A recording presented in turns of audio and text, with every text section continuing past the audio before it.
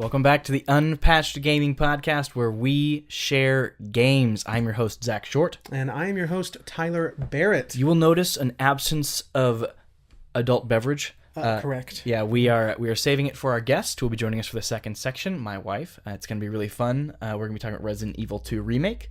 One of my favorite games. Really excited to share it with Tyler. Finally get to share a game with me. Yeah, this is really special for me, honestly. Yeah, most of these games, if I've already played it, it's like me, Zack, please play this game. Like Dead Space, Transistor. Transistor's the big one. Transistor's a huge one, yeah. Well, then there's the Lost Episode 1. Of Shadow of the Colossus. Shadow of the Colossus and Edith Finch. I got him to play those. Of the biggest shares. Yeah.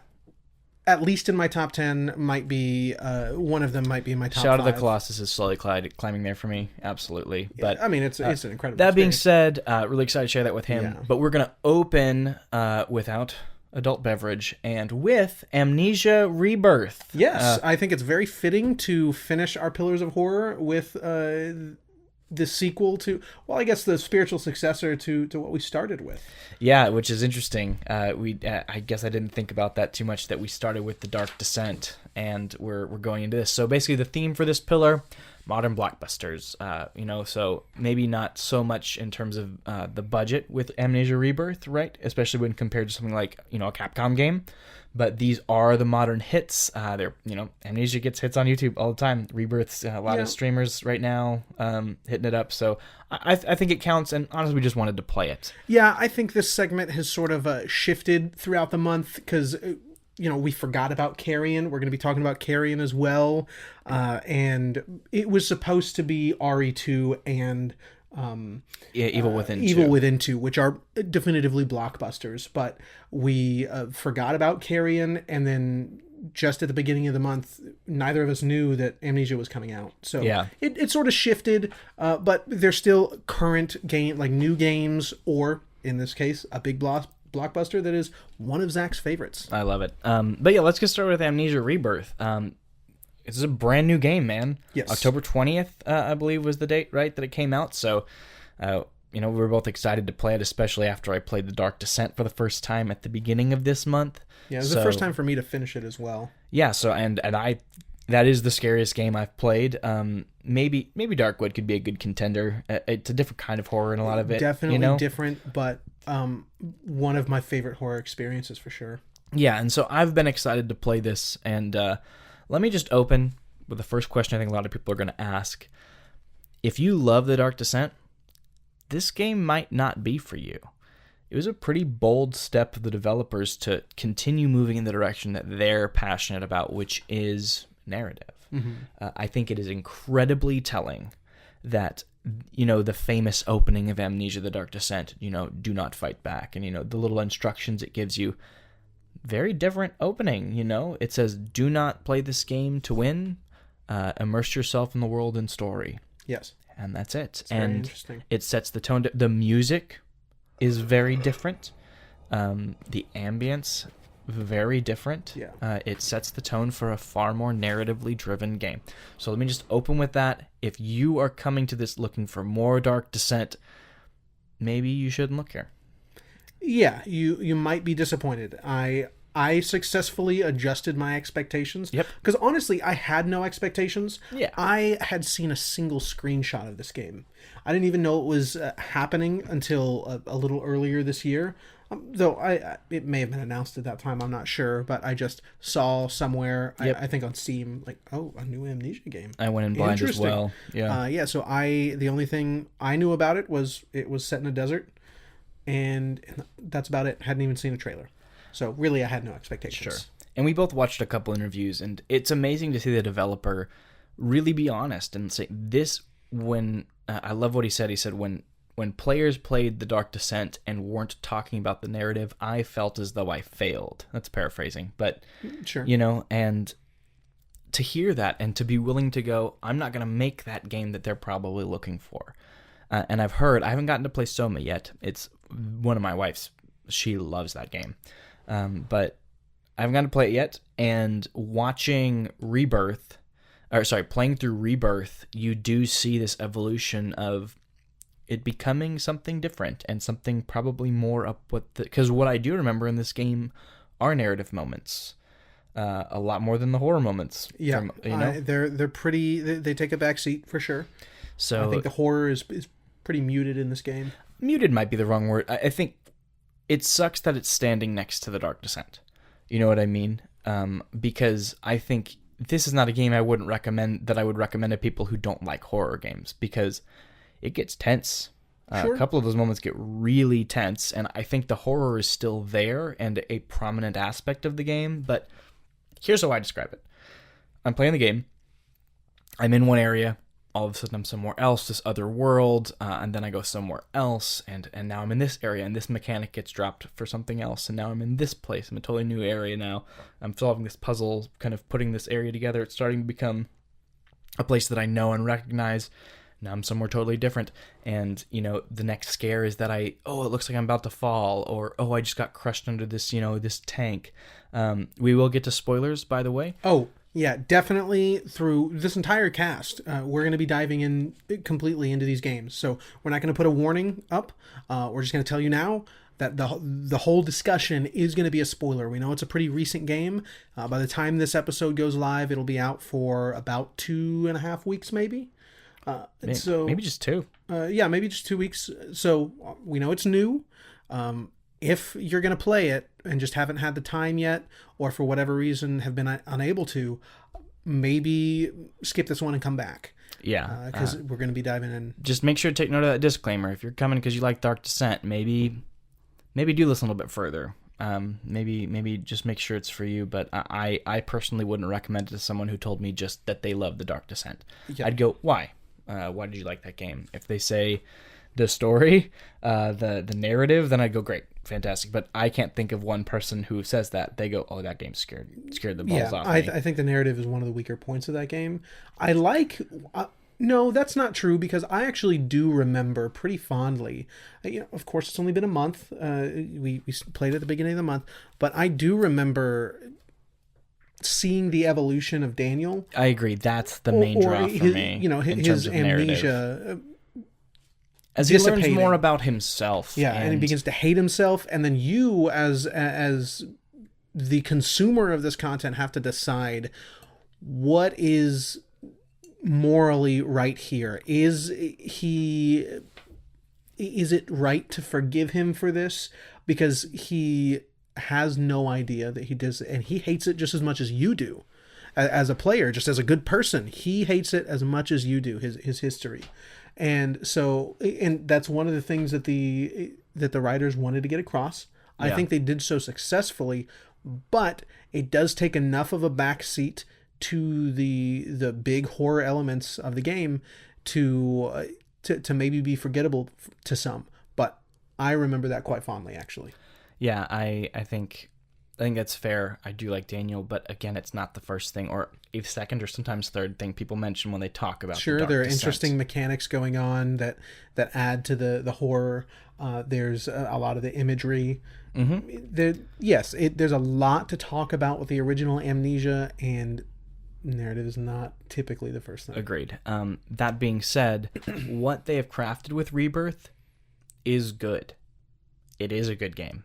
Yeah, I enjoyed it all the way through. Exactly. It's the setting of the expectations. So if you're watching some bad reviews of the game, I watched a couple on YouTube and a couple other platforms of people who weren't satisfied with it.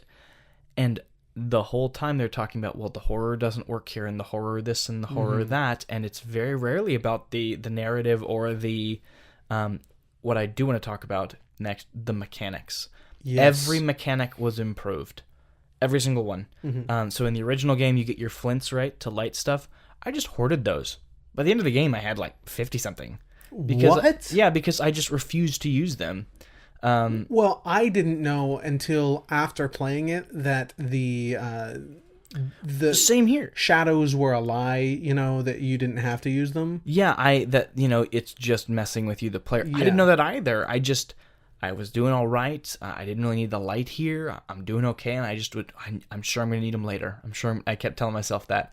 And that's so odd and seems like out of character for you, but is exactly what I do, and like why I didn't. We'll talk about it later, but why I didn't use the grenades in Resident Evil? We talked about the Molotov cocktails for Darkwood. those are so good. Yeah, I hoard consumables when I don't know how valuable they are. Yeah, and what's interesting is this game does something very simple.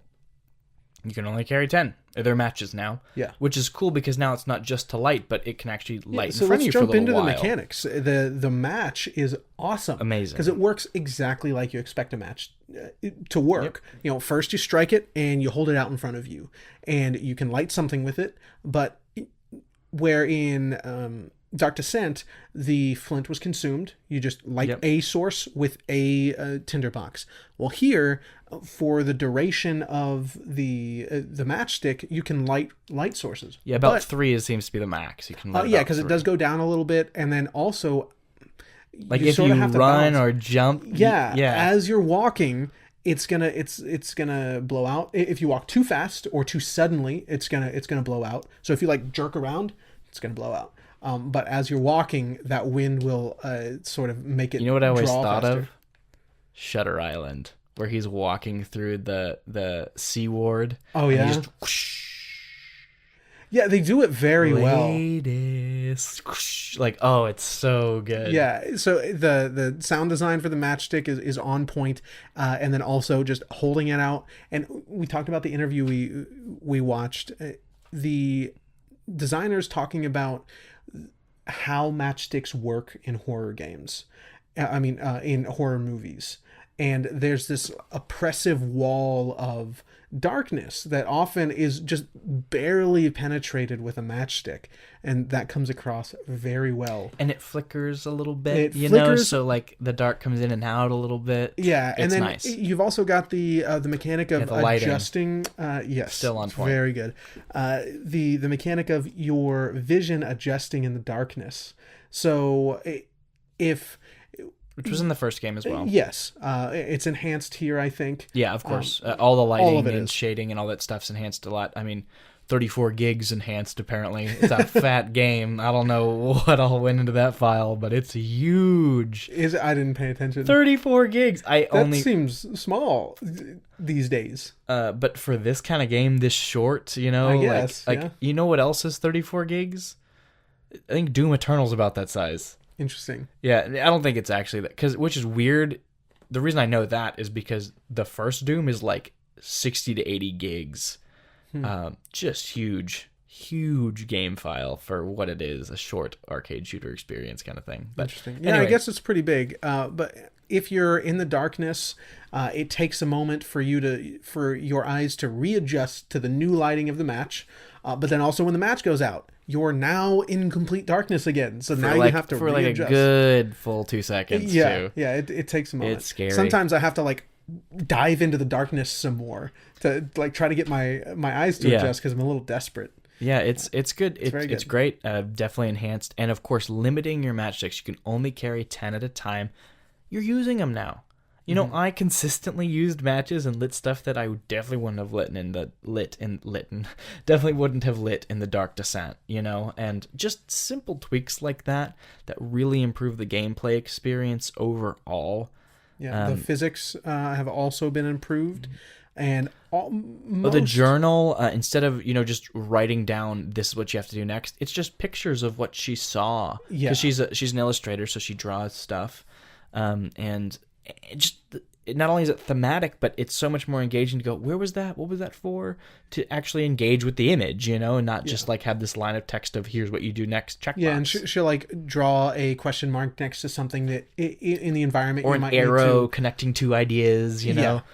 Extremely again, gameplay wise, this game is improved in every way that I can think of. Which really, there's the gameplay and the narrative.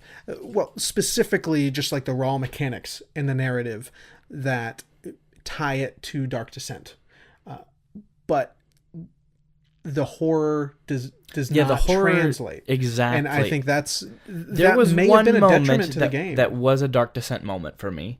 And that was the sewer chase.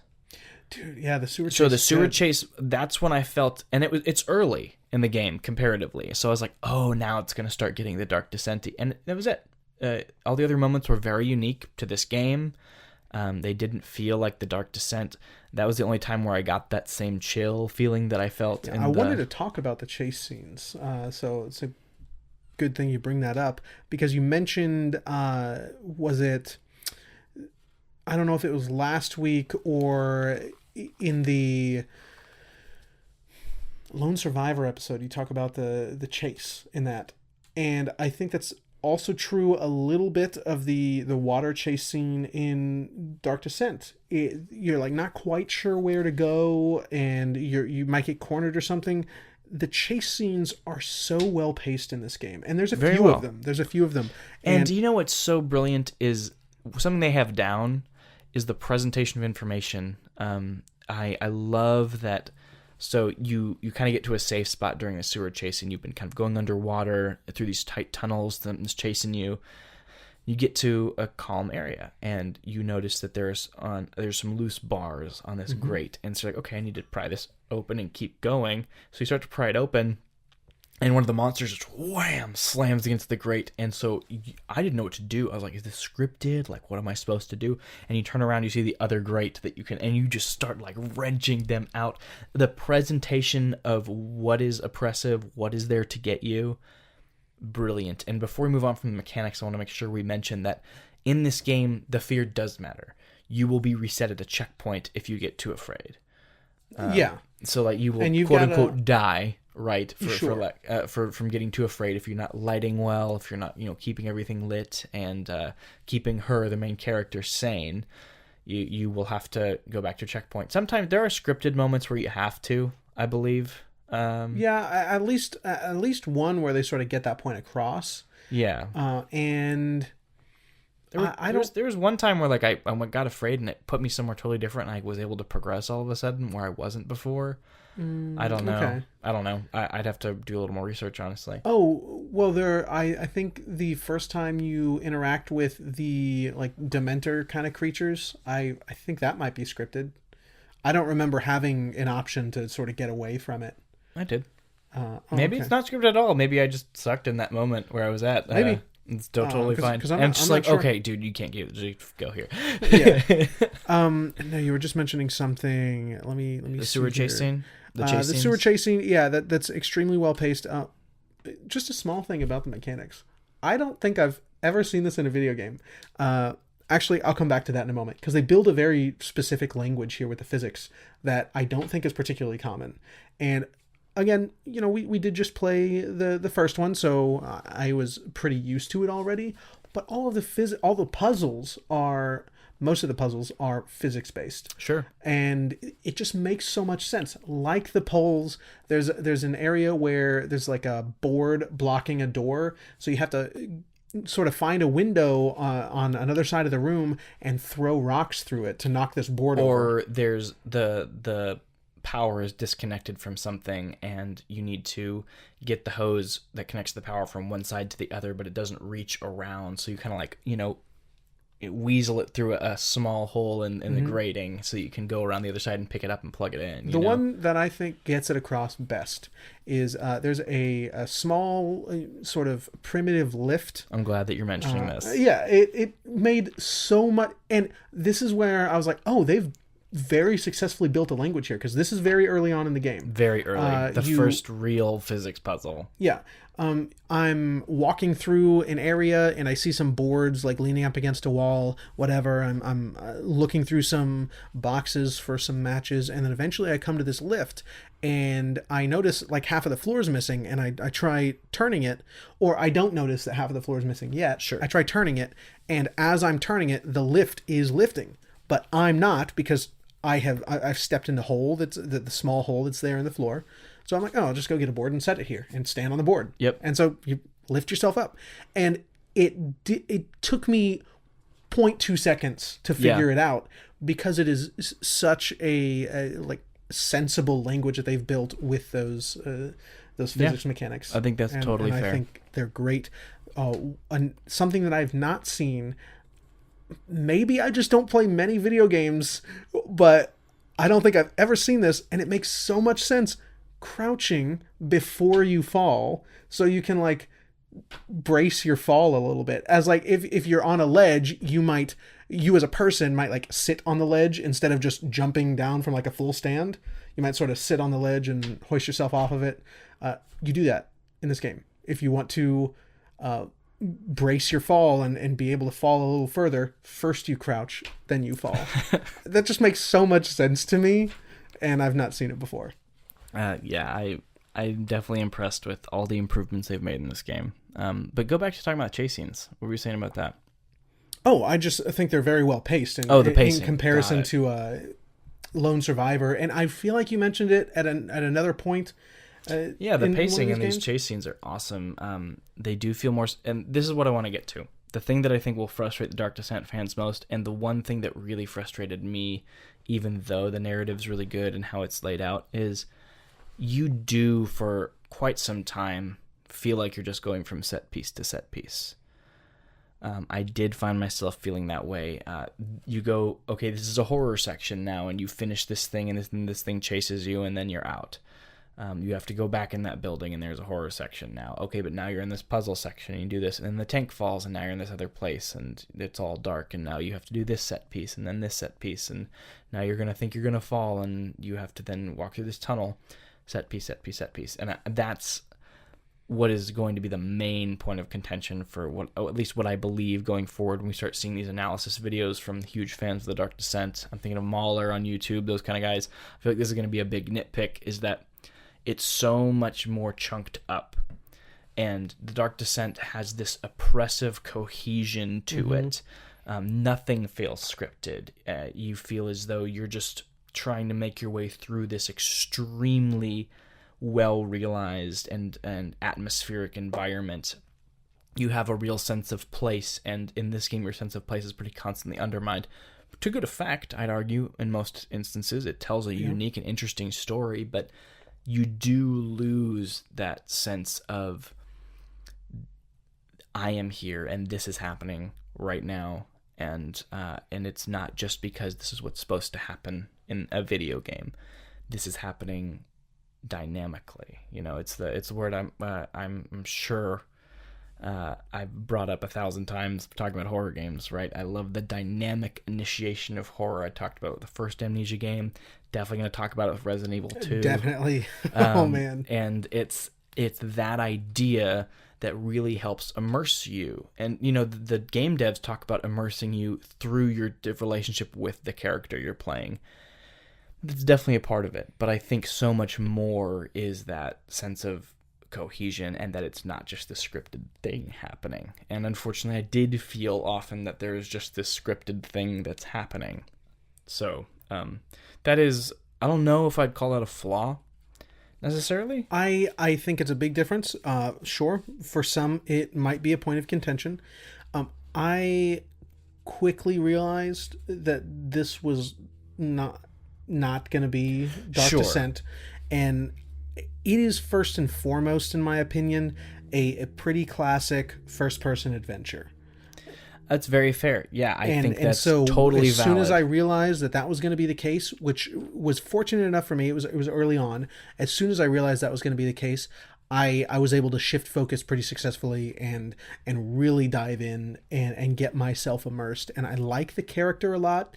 I like the struggles that she has to go through being I pregnant. loved her. Yeah. Yeah, she was great. She's and great. The voice acting was very good. Absolutely. Very good. Her and her husband specifically had some extremely strong voice actors. Whoever you are, you're amazing. Yeah. I really like Tazi. I won't forget her anytime soon. And the world as well.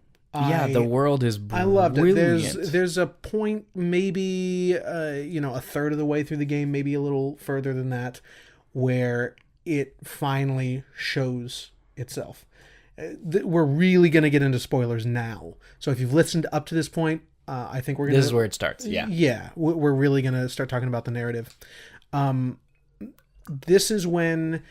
you've already gone through a few of the portals you use. So one of the items you have in this game is... That's used randomly, like, a couple times. That did frustrate me a little bit. It took a back seat Yeah, I think. and then like it'd show up again. You're like, oh, he's supposed to use this now, and it'd tell you. It's not like obscure. It's just kind of like, oh, I need to use this thing again. But sorry, don't mean to complain. I just it was a little bit like, come on, it's so cool. I just want to use it. It is, but you once you're already there, like you get locked in there for big chunks of the game. It's a compass. It's a little compass that can open these floating rocks, and it's a portal between these two worlds. Yeah, one of which is Algeria. At first, it's very Lovecraftian. Like, oh, there's this must be the realm of an old one. Let's dive into this. I'm very excited.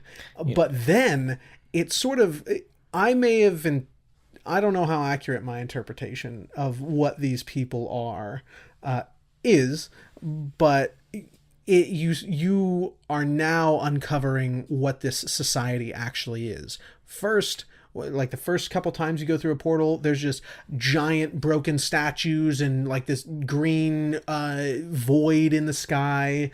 And yeah, it's really evocative. Yeah, it's really awesome. Incredible scenery. Again, this is so much bigger than The Dark Descent. Yeah. You do lose that claustrophobia, but what you gain in return is, well, maybe not a sense of a coherent place, a sense of it's that Dark Souls communication through environment kind of thing, where like there is something here. I can feel and pick up on things just by looking around, and especially the first time you go, just these faded, crumbling, stone-like human figures sitting at tables on top of random stone spires, and other humans, all very human-like odd figures, like trudging towards this empty void, and these bizarre plants, these weird yellow glowing orbs hanging off these tangled vines. Powerful imagery. It's very good, but at some point one of the portals takes you to like a research facility, or maybe it's just someone's office / lab. Sure, it's hard to tell. But you go in, you're teleported into one of the structures, and you're here for quite a while. And there's some puzzles with some alien technology, and that's when the game really got me. When I was teleported there, and I see that big blue face that has been alluded to several times now. The mother. Yeah. There were statues in the desert and things, and those were really cool. There were like carvings on the wall. Those were really mysterious. But once you get in there, and there's like this big archway with the face of the mother just suspended above the archway, that's when I was like, oh, I'm so invested. And they start now. referencing the 7 orbs, and you're putting the pieces together from the first Amnesia. You see references to Daniel, Algiers, where he went, right? And so you see, Daniel had to be sent to Brandenburg, Yeah, there's an explicit reference to him. Yeah. They don't say his name, but like my assistant broke the orb. Maybe they say Daniel, I'm pretty sure. Maybe. I know they say my assistant broke the orb, and they sent him to Brandenburg. Yeah. It is obviously, even if they don't say it, it is obviously him. Yeah, and what's cool, though, is you start to uncover this, and you realize the mother is living forever off of this Vitae, the same energy substance from the first game, right? And you start to put the pieces together on how it's made, from the cycle of fear and hope and pain. That's really cool in people, and they find the key that as long as they have hope, it's the bane. There can be no true despair without hope. Like the bane thing, right? They play on that, and so that cycle, and they use it to create this stuff. And if they say they need an ocean of it to keep the Empress, the mother, alive for all eternity. Someone says, like a spider sitting atop her spire. And it explains the shadow that follows you in the first game. It's this that gooey, bloody substance that just chases anyone with the orb. It seems to be, I couldn't tell if it was already existing or if someone had created it but basically its whole purpose is to destroy the Vitae, to infect it, and to ruin it. And so, when you're carrying the crystal, it just wants to catch you and kill you and end it, keep it from spreading. So so figuring out what this society is, what the Vitae is, what this very interesting technology is, that was awesome to me. Yeah, and the puzzles are learning to use the technology. Yes. It's really cool. At one point, you have to make a vial of Vitae so you can use it. But to do it, you have to torture somebody. And there's multiple ways to torture this person. Like there's this this sort of machine that they're in with 5 like long arms that you can attach torture devices to. And depending on like the piece that you insert to activate a particular torture method, you have to attach particular pieces. And you torture them for your own benefit. use. Yeah. You don't have to. Interesting. Yeah, I actually figured out I didn't. I went back because I wanted to see what happened, but I went down because I couldn't find something that was just sitting there in the room. I just had missed it. But I go back down to the lift that you use, and and Tazi says maybe we should just go. I don't really trust her, and you can get in and go. Like you can leave. Yeah, no, that makes sense because she definitely alludes to that. Because I was searching around the room a little bit as well, and so Tazi's pregnant, and for some reason I don't know why exactly. Maybe I missed it. Her pregnancy is accelerated, so she wakes up after some event. First, in the beginning of the game, she has to remember she's pregnant, and she's barely pregnant.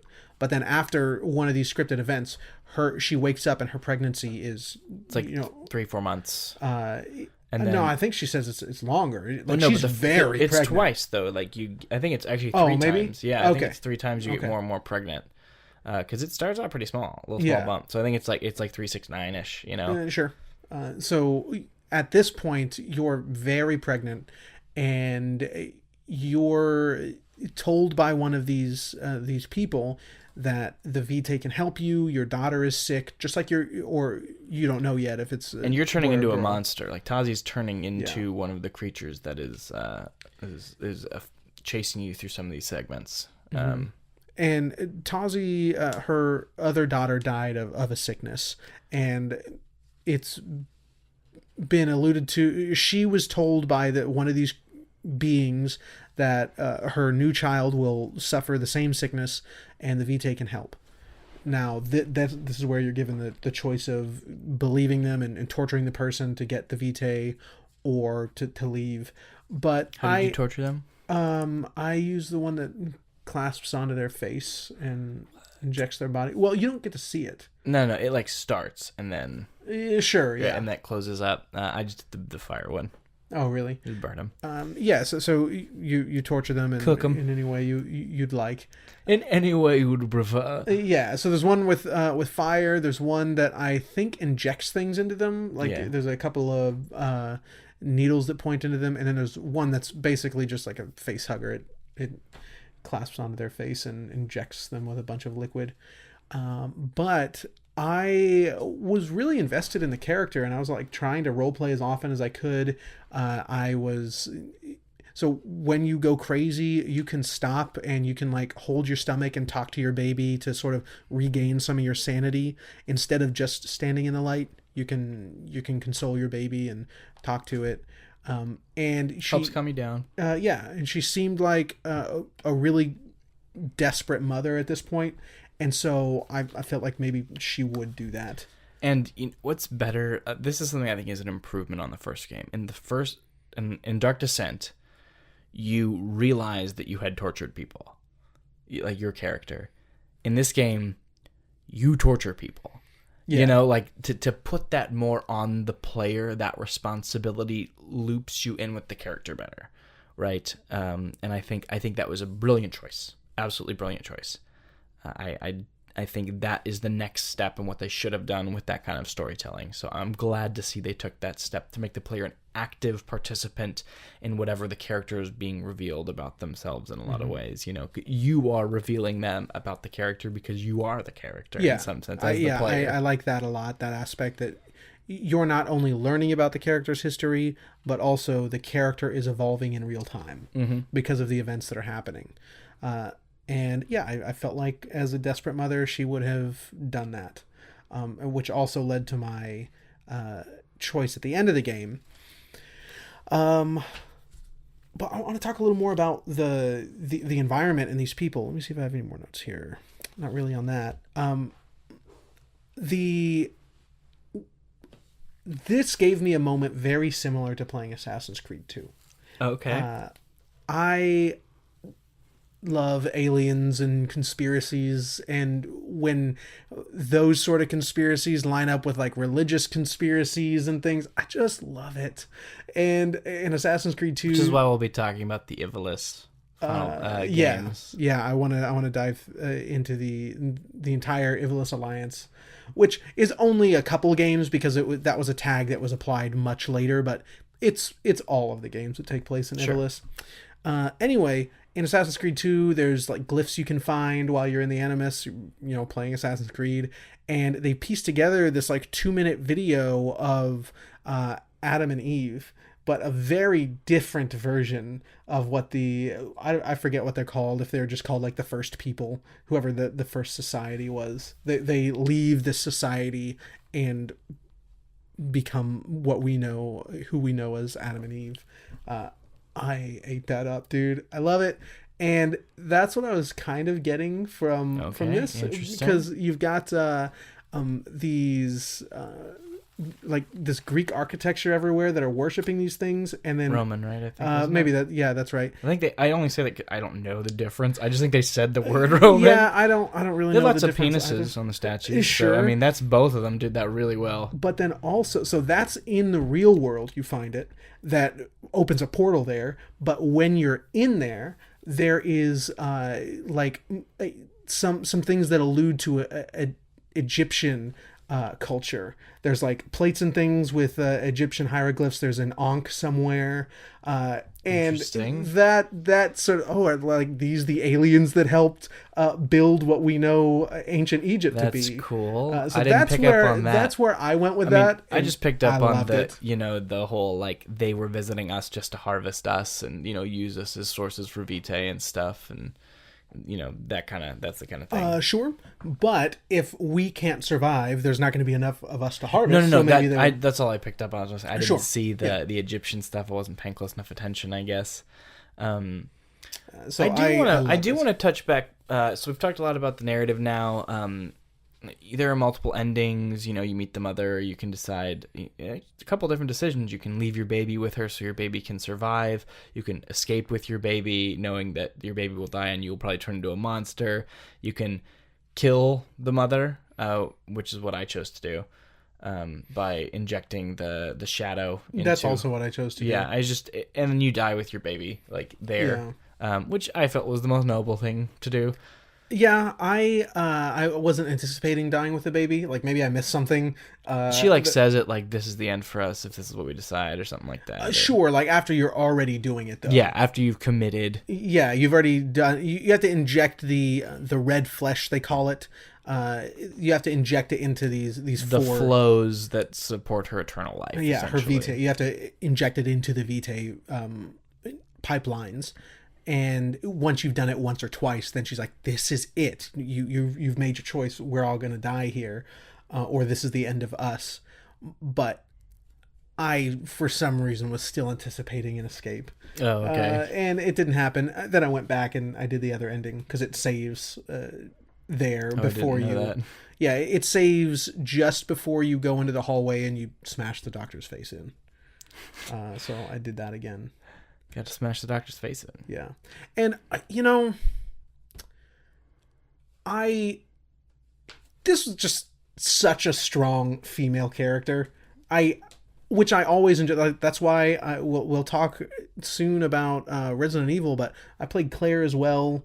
I played FemShep when I played Mass Effect, and really anytime I'm given the choice, I'm usually playing a female character because female badasses are just way cooler. But this, I've never played a game that like put me in the mindset of or like helped me sort of engage with a woman and her struggles in that way. I was really able to invest myself in the character, and like those struggles came across so well. I think the writing team really tackled it well. And yeah, I won't forget Tazi anytime soon, as I've already said. So, and I just wanted to backtrack a little bit though and talk about the horror a little more. Okay. I think that, it's worth mentioning the creatures at the end.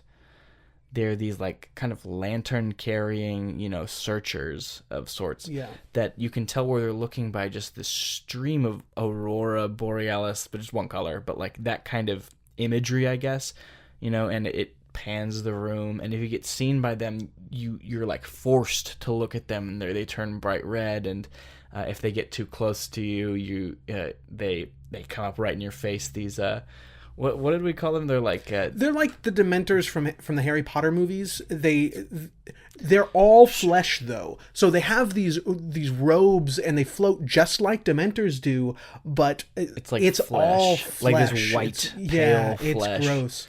And they have these like organ string faces. Yeah, it's like when they scream, it's as though these strings of flesh are resonating. It's really gross. But also, when they don't see you, they have these pretty long necks. They're just tilted all the way back, like their heads are just not even in use until the lantern spots you, and they jerk up. It's creepy, man. It's really incredibly well designed. I think the maze was really frustrating in a good way, I think. It was. You're being chased by a pretty significant, like, it's just a kind of an orcish looking person, it's just someone who's devolved into this monstrous state. But someone that you have, someone that was a part of your expedition, that has in the same way that you are currently turning into a monster. He's like right at the last leg of that transformation. Yeah, and you can hear him and see him, and he's calling your name, and very creepy, very well done. So the parts that are horror are very well done. Like, even though the horror, you're right, does take a backseat, I do want to iterate that it is still well done. But without the cohesion, I think, that The Dark Descent brings, it's less effective overall as a horror experience. I absolutely agree. So that should be said. But I guess, how does it stand as a sequel, man? So we've talked a lot about its standalone merits, and that we like this game. It is a good game. It is a game I would recommend to people. But how does it? What is it as a sequel? Like, what function does it serve? What's its place? It evolved, as we've mentioned, and given a lot of praise to. It expands on all of the mechanics in really successful ways. It is very loosely tied to The Dark Descent. It's taking some of those themes. It mentions Daniel a little bit. It expands on the orbs and the shadow and that kind of stuff. But you can play both of them completely independently. Absolutely. So it's not as much of a sequel as it is a successor to Amnesia, because it's just carrying on some of those themes. I can't really think off the top of my head of something that does that. I guess Dark Souls does that. None of them are direct sequels. They are, depending on who you're talking to, expanding on those mechanics or evolving them in various ways. Changing them at the very least. At the very least. But none of them are direct sequels. You can play them independently. And maybe there are some references. I don't know for sure, but maybe there are some references and stuff, especially in the third one. But okay. There's, Amnesia definitely is more connected than those games are. But if what you're looking for is that the level Dark of Descent horror too, again, it's not that, and it doesn't work as that. As a new game that uses some of those, some similarities, it feels a little familiar. I do think it's better. I enjoyed it very much. If they continue to make Amnesia games, what do you think it's going to be then? Because it can't just be more The Dark Descent. Like, why did they bother calling it Amnesia? Is it just for the marketing? Well, no, I think it may have hurt them, because, as you're saying, people are looking for, because it's got that name, they're looking for those sort of scares. So do you think all that they want to do with that then as a development team is to have this universe? And they like the ideas that it's built on and want to keep that and maintain it? I don't think that'll be what they carry on if they use Amnesia again, because as a company, this is not exclusively what they've done. I haven't played Penumbra, but I've played Soma. I didn't finish No, it. I was sorry. I haven't played Soma. So I don't know about Penumbra, but it doesn't look like it does the same physicsy sort of things and the same stuff with darkness. Neither does Soma. Soma doesn't do either of those things. So I think that's what will carry on the Amnesia name is the format is both characters have amnesia, but then there's the darkness and the physics. I think those three things, or at the very least, the darkness and the physics, those will carry on. Okay, so the gameplay pieces more than anything else. Okay, yeah, I think that's where I would have stood too, as well. As I think that's totally valid. Also, you're not going to get that experience again because you already had it. You already know about it. You expect it. It's on this pedestal, and I think people pretty easily fall into this trap of hyping things up that just can't be done again. From dang it, Uncharted 3 is technically a better game. If you can separate the experience of Uncharted 2 for the first time, if you can separate that, it's a better game. I don't know about that, but I think there is an argument to be made for Uncharted 2 being actually better, and I'd argue the main thing is the set pieces and pacing are superior. Maybe. It's been a long time since I played either of them. It's been probably a couple years for me as well. But so. People but no, were I get what you're getting expecting at. Uncharted 2 again, and that cannot happen. Yeah. Same thing with... Which is why Uncharted 4 seems like such a great idea. So excited to play that game. It does look pretty incredible. We'll get there. Yeah, we'll get there. But that's all I have to say about Amnesia, man. How about you? No, I just wanted to mention one more thing. That this is just a silly aside. So you mentioned those creatures that are stalking you, mm-hmm. and then you get in this after your first encounter with them.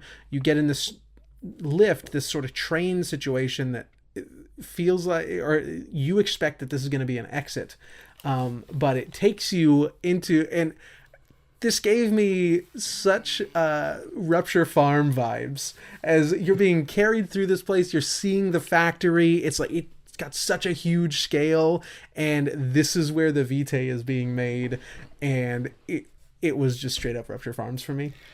I'm so glad that's what it was. But that's it. I just wanted to say that silly thing. It's good. I'm happy that it exists. I actually enjoy it more. I really like the first person adventure game.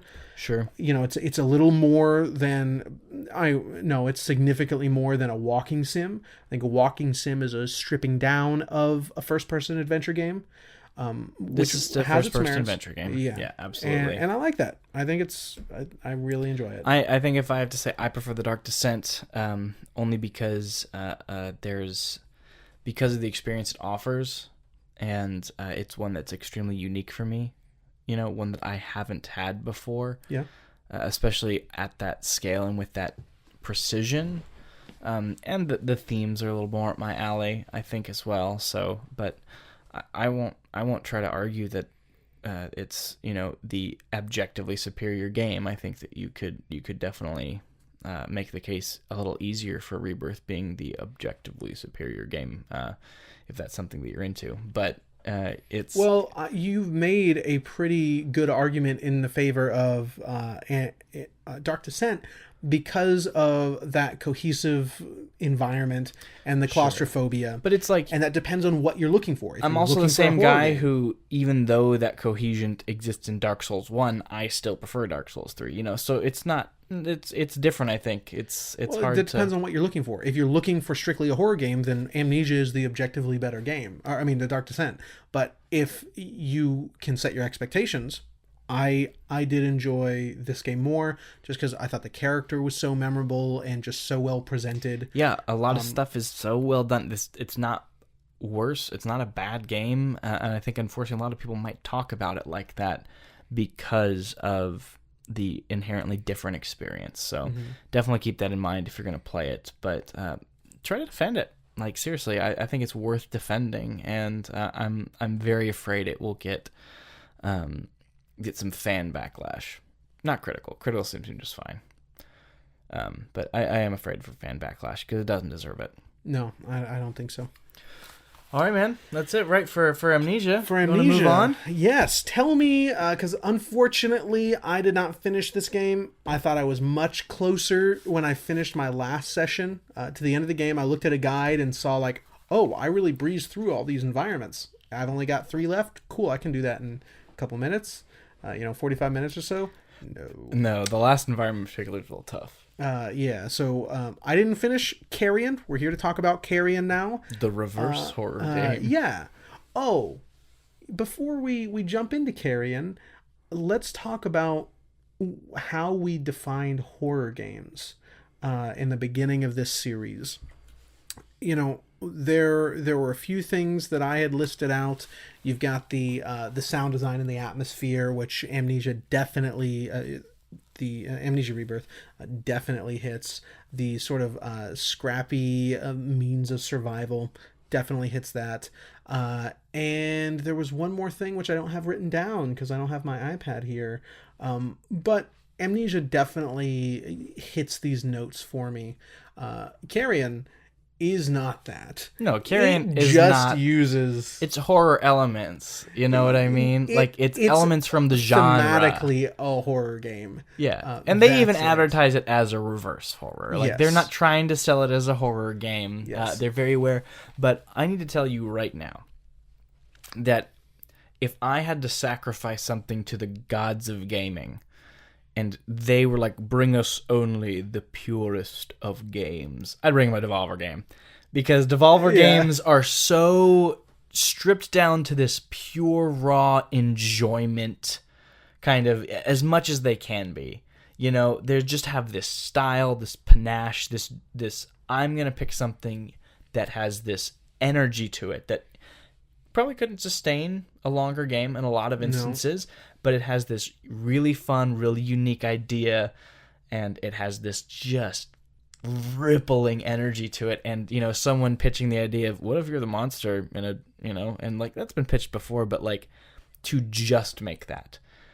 To make everything, the level design is the first thing I want to mention, where you can just slip through vents. You move, you like kind of slide and slip, and like you just have these tendrils. That sounds so good. Yeah. When they just like slap on the wall and pull you for, like those sticky little toys you get in the quarter machine. The little hands. Yeah, that's what they sound like. If you just had like 10 of those and just like slap them on the wall, and you can that's move what it sounds throughout like. the whole enviement. There's no limits. You can just move up, move down, and you got full 2D movement. Yeah. You don't have to worry about jumping on a platform.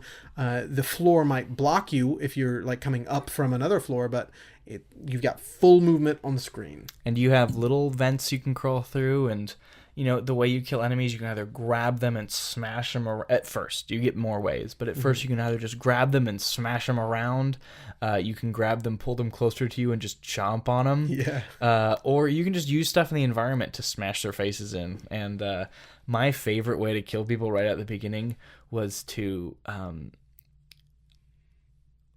just kind of go through the vents, and you're waiting, and you see the guy walking beneath you, and he just walks behind you, and you just grab the vent quietly and move it. And you stretch your tendril down right behind him and just grab his leg and smash him into his buddy. And like, it's just so satisfying. Yes. Like, I would call it a very fun game. I would say it's a non-RPG role-playing game where you are the role of this monster. Because the most fun you have is not just the mechanics of the game. It's how much you get into playing this monster. And every little environment, especially for the first half until it gets really puzzle and action-driven as you increase and become stronger, is really built so you can be that monster. And what I think is incredibly well done is, I've talked about throughout the series the anatomy of a scare. How does the game scare you? And because I've been thinking about that, I've been thinking about playing Carrion. How am I going to build the scare for this guy? Yeah. And I think my favorite things, are always the moments I remember where, oh man, I must have scared the pants off that guy. Like, that's what I remember so much. And I think that's where the game shines. And it's less than 4 hours. And if it was any longer, it'd probably be miserable. Yes, it is a very predictable gameplay loop. It sets it up moment one, and you're doing that exact same thing through the whole game. Yep, you're getting more powers. You increase in size at certain portions. Yeah, so you've got 3 levels of your biomass.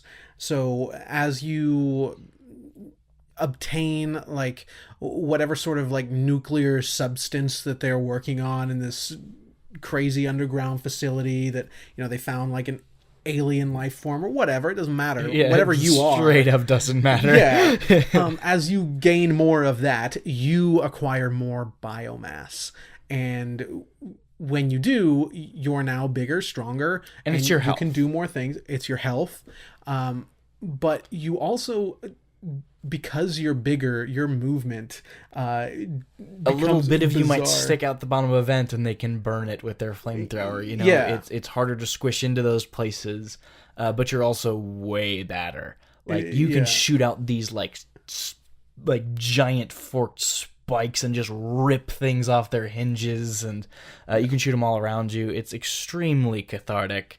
So cathartic, but you die pretty quick, honestly. Like if you make a dumb decision and just start flying and trying to kill stuff, you're dead, typically, or at least you're low on health now. And as you decrease in health, obviously you decrease in size. Yeah, so you get 3 levels of your biomass, each with 4 hits, and you can eat people to reacquire that biomass and therefore your health. Yeah. Every time you enter into a new tier, you can now use the abilities that are available to that tier. Yeah, so sometimes like you have to go down to your lowest tier to use the low tier invisibility ability to pass through some, you know, laser traps or something. Yeah, so you can find pools of nuclear waste and just like dump a piece of yourself off in there. You can go collect it later.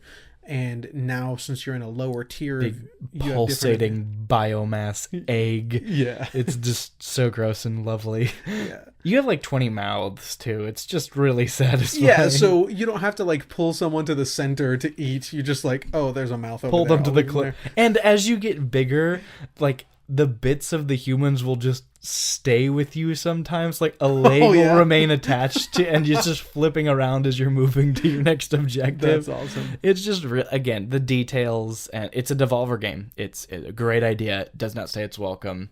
Yep. It just does what it does, and it does it well. So I really enjoyed this game. I did get lost every once in a while. You mentioned this as well. Yeah, I think this is the biggest downfall of the game. It is very short. So if you play Carrion, play it in as few sittings as you can. Like I played it in 2 and had a pretty good time. We're using footage from someone. Yeah, we're using footage from another YouTuber. You'll see it on screen here. That playthrough, that full video, is like 3 hours and 12 minutes or something. And I haven't seen the whole thing. You know, I've just thumbed through it. But this is seemingly his first playthrough. Like he got lost a little bit. So even when he got lost, the video's still only 3.5 hours long. Yeah, or just under that. So yeah. Short. I played it in 4 sittings. I played it once just for like maybe half an hour. I just had a couple of minutes. And then I took like 5 days off because I was playing Amnesia and RE2. When I came back after those 5 days, I was completely lost. And I wanted to do this all myself. I wanted to play the game. So I spent like 45 minutes running in circles trying to figure out where to go. And so finally I had to look at a guide. And that happened again the same day. I ended the game. I went to do some chores or whatever. And when I came back, completely lost. So it was probably just under half an hour this time that I was running in circles. And that really sullied my experience. Sure. The reason I didn't finish it is because like I realized I wasn't getting as much of enjoyment as I see is there. Like, this is obviously fun stuff. Yeah, just get me to the next place where I can like eat these people. But because I'm just getting over that huge frustration, I know I'm not getting as much out of this, so I'm going to put it down and hopefully come back with one more session. And I did save in a very explicit place, so I didn't get lost after that. It was just Got it. longer than I anticipated. Because it'll let you go all the way back to the beginning. Like, yes, it's fully open, Metroidvania style exploration. You know, when you get your new ability that can yank this off the wall or whatever, then you can go back, find secret areas, and interact with those there, or just progress normally through the game. So those are, and sometimes it's just a locked door that opens after you liberate a certain area. By that I mean, of course, devour everything inside in that area.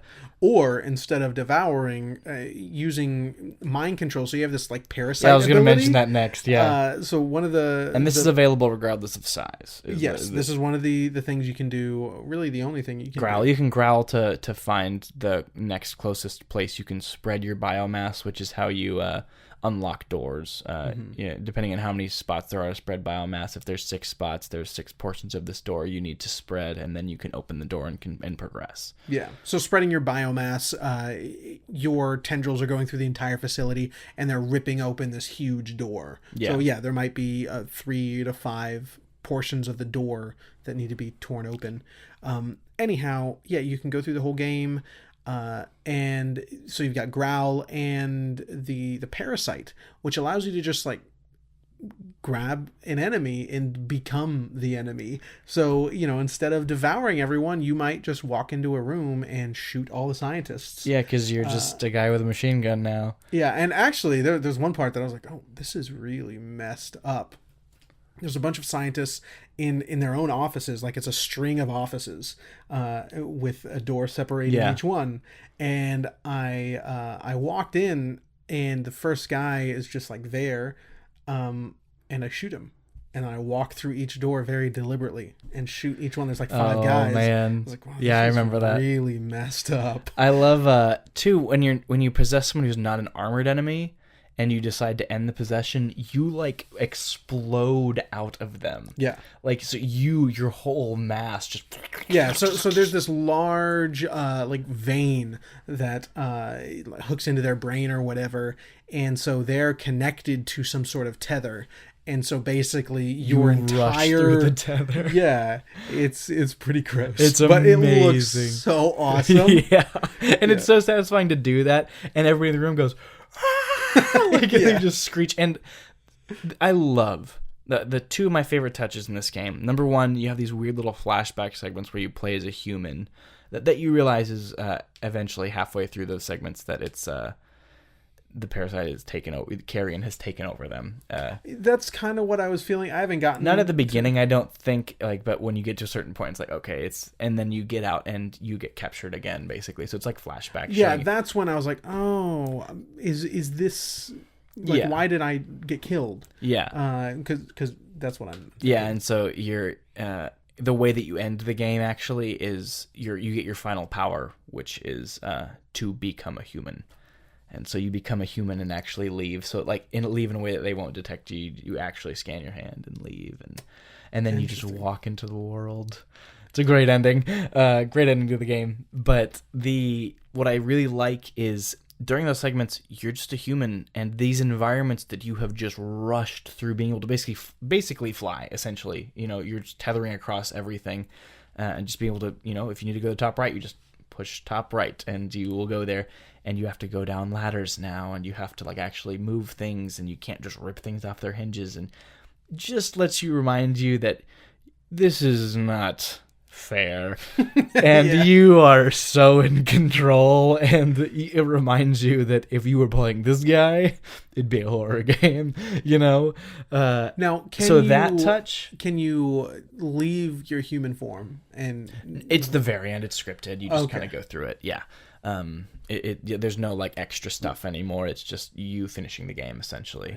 But what I also love is that there are plenty throughout the whole game enemies without any ability to defend themselves. Enemies with no guns, no armor. Which is to say they're not even enemies. Yeah. You don't have to kill them. Yeah, but they're there to just feed into this idea that you are the movie monster, One of my favorite moments, you possess one of the guys. I don't know where this part is, but you hop into one of the mechs that they use as person and just mow down everybody. I think that's likely in the area that I'm in now. Yeah, I think that's the armored military base. Yeah, it's probably there. Yeah, and it's so well presented to where it's obvious that's what they want you to do, and you're like, oh hell yes, like you are so ready. But there's that. But the last segment of the game, you've done the hardest area, and you're progressing to the core of the base.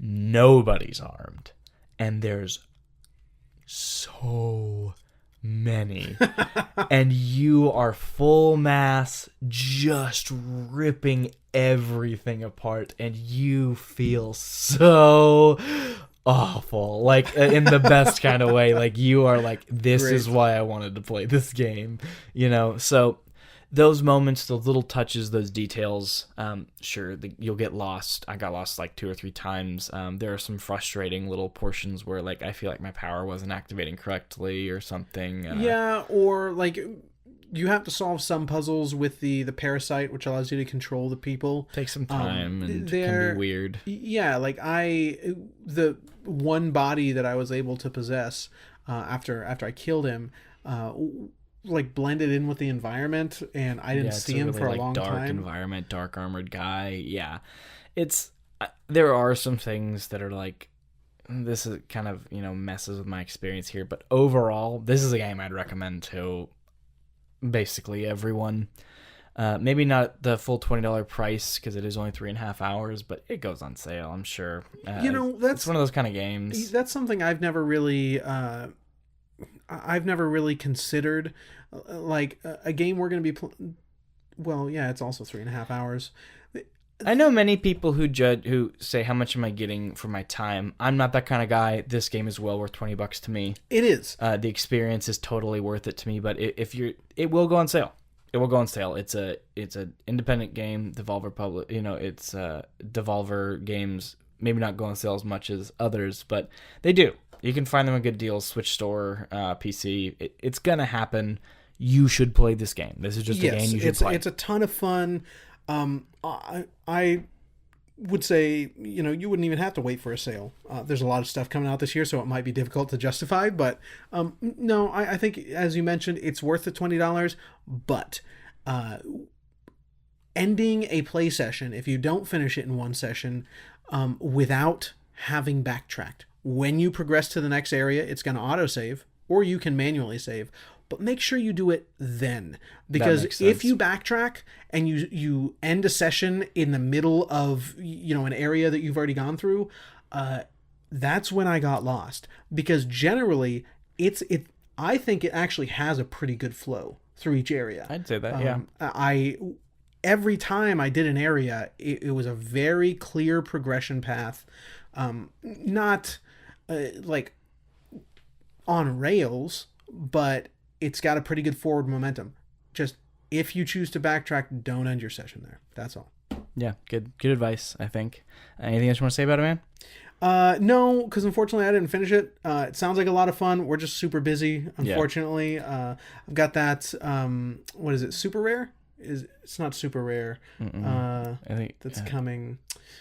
The physical edition coming. Yeah. I'll probably play it again sometime because it is super short and a ton of fun. Now that I know what to expect or what to not do, I can finish that in an afternoon pretty easy. So I'll probably pick it up again. Sure. Once that I don't know, is it limited run? There's so Isn't many. Isn't it IM8-bit?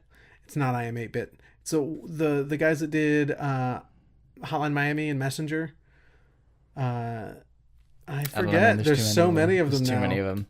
Hard to keep track of. Super rare, limited run. IM8-bit. Yeah, they definitely do some. I got my Untitled Goose Game in the mail the other day. Oh yeah, it's probably in the mail today. Then I got the shipping notification a couple days ago. We should be getting Darkwood soon. Very soon. I got Streets of Rage 4 the other day. What's the one with the dog? Like their logo is the dog with the barrel on it. What's this? I don't know. St. Bernard? I don't know. Yeah. Anyway, whatever. They're great. Their company. Yeah. Those are the guys it's coming from. It's good stuff. But hey, make sure you stay tuned. We're going to be talking Resident Evil 2. Yes, very excited.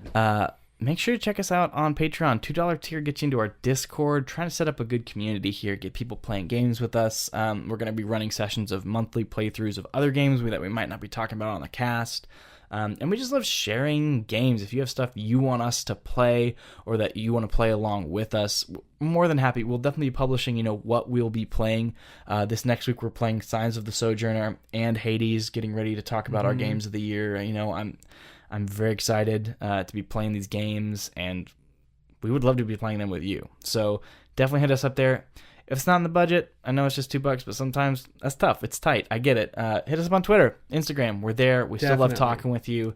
We're very excited to be building this community and sharing games with all of you. So can't wait to do that. Yeah, y'all are the best. We'll see you after break. Yeah, let's get out of here for a minute. Take it easy.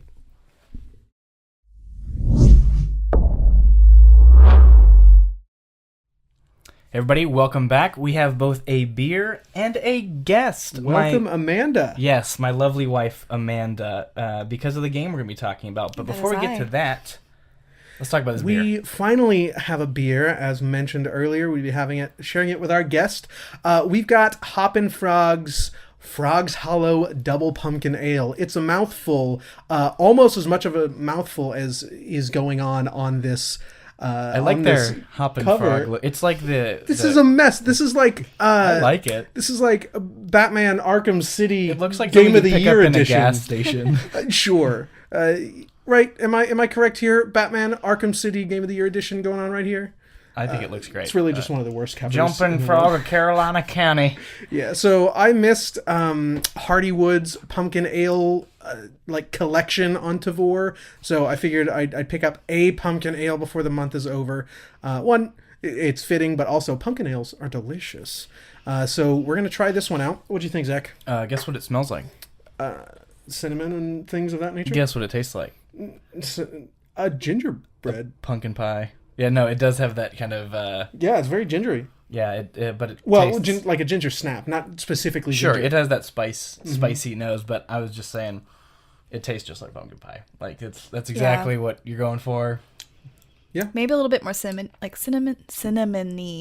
Yeah, there's definitely some cinnamon there. I enjoy that quite a bit, actually. We're just coming off a trip down to Blue Owl. Not today, but the day before, and we had...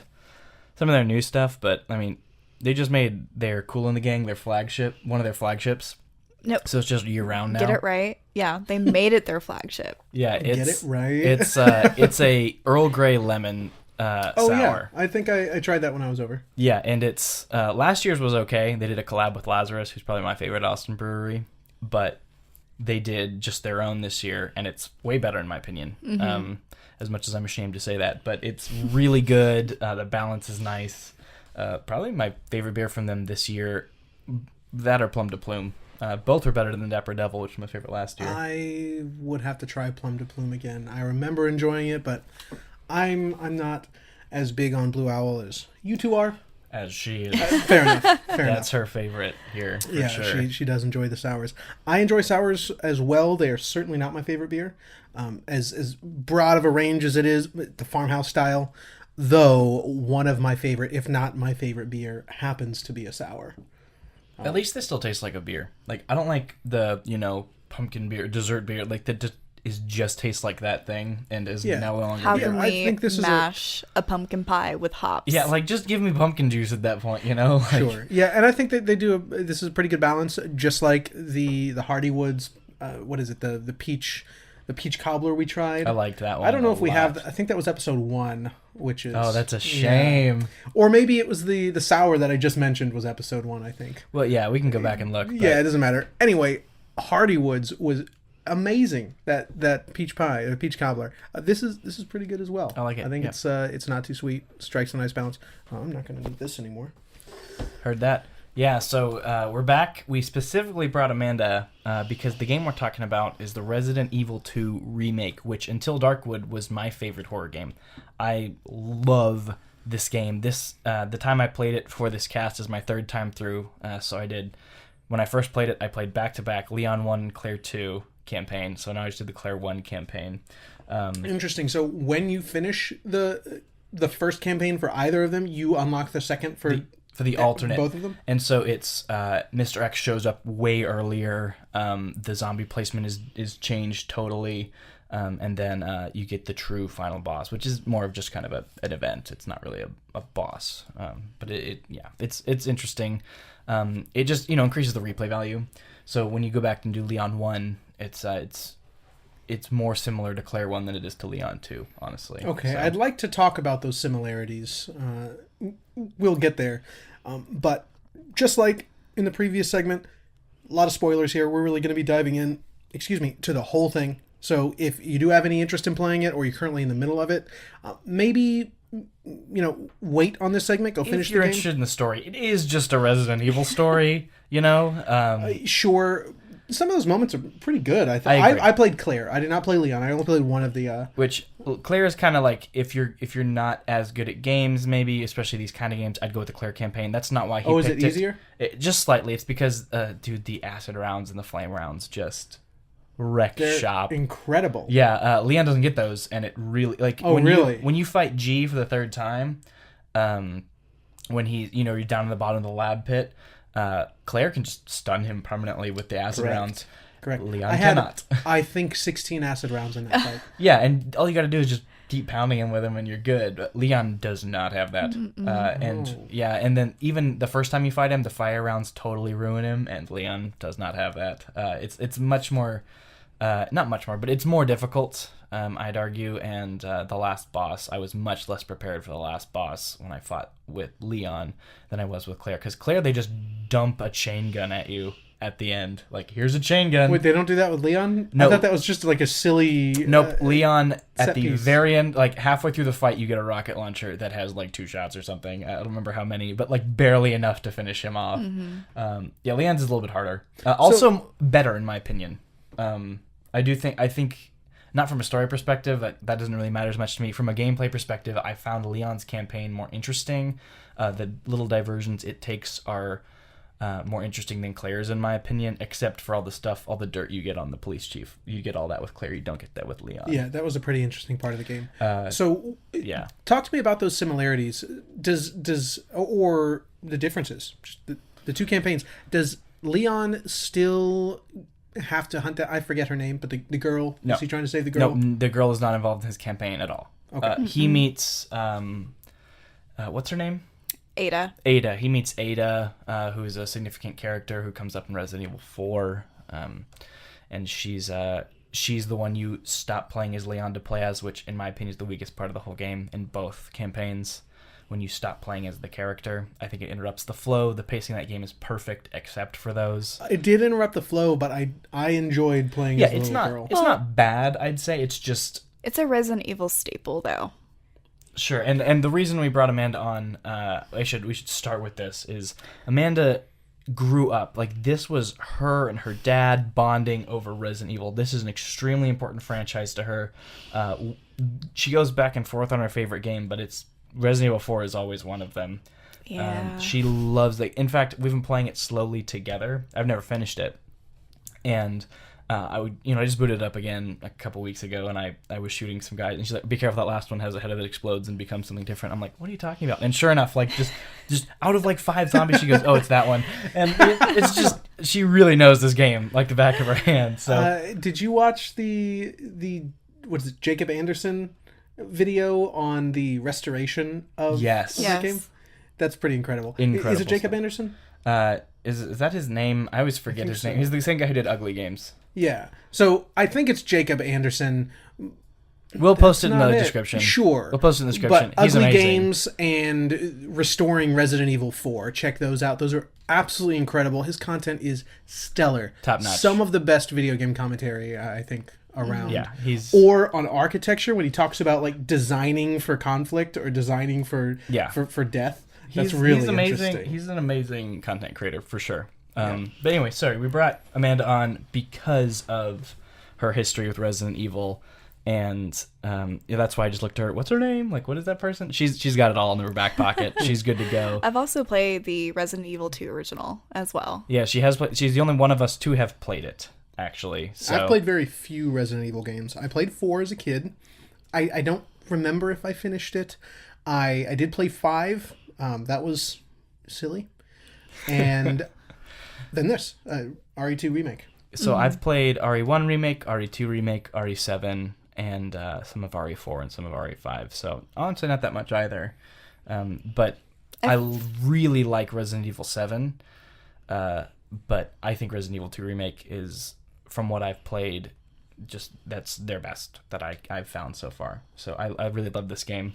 Well, I mean, and even though they took a remake, they label it a remake, it is a totally different game. Mm-hmm. And so even if you've played the original and you're like, oh, I'm just going to be playing a prettier Resident Evil 2, it's not. It's rebuilt from the ground up. Mm-hmm. And hearkening back to that video, Joseph Anderson, maybe. It doesn't matter. Geller? Hearkening back, that's it, Jacob Geller. Jacob Geller. Boom. Joseph Anderson is another content creator. So we'll post the link in the description. We will. But hearkening back to that video on restoring RE4, he talks about the current remake, RE2 and RE3 and the inevitable remake of RE4. Which is weird to me because RE1, it's like GameCube happened. It's like, we need to remake this game. Like, it's just time. We can tidy this game up real good. RE2, same thing. It's time to tidy this game up.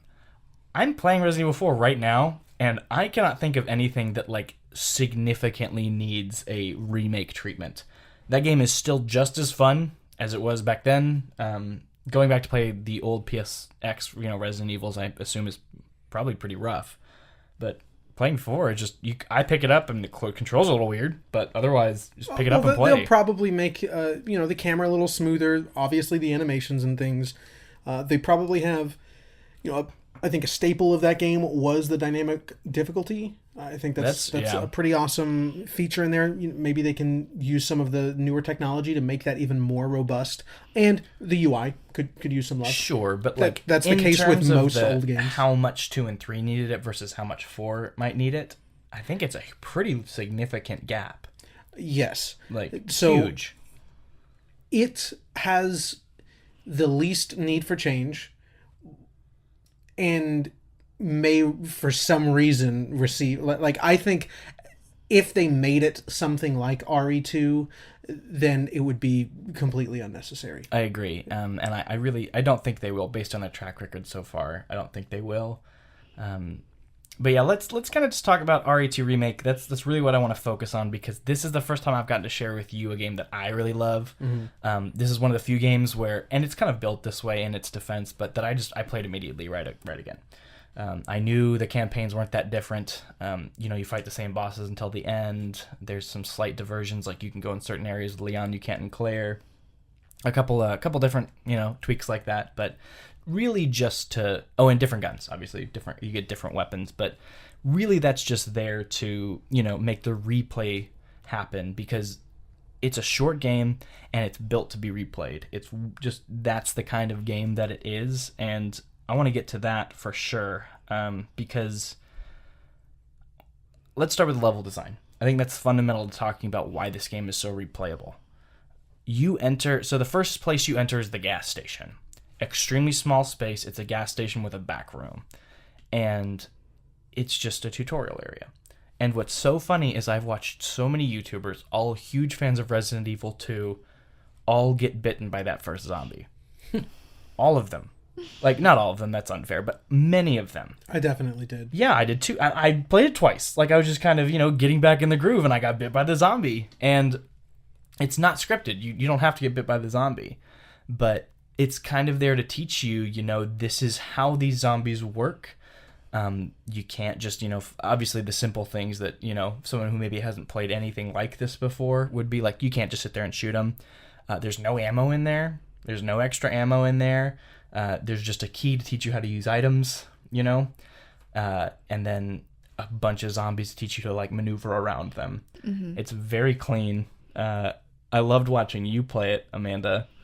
That was really fun because she had my headphones on, and I'm sitting there doing work, and she just jumps and I'm Whatever. Like, what happened? I did that as well, especially when is it Mr. X, who's the oh yeah the big guy? Yeah, they call him Mr. X. Especially when I was running away from him. That's Yeah. my favorite segment of the game. I agree. Yeah, And it's- what's nice about the second campaign for both is he's introduced way earlier and stays way longer. And with that's Leon, nice. he That's nice. tails him because he's the last boss for Leon. Oh, okay.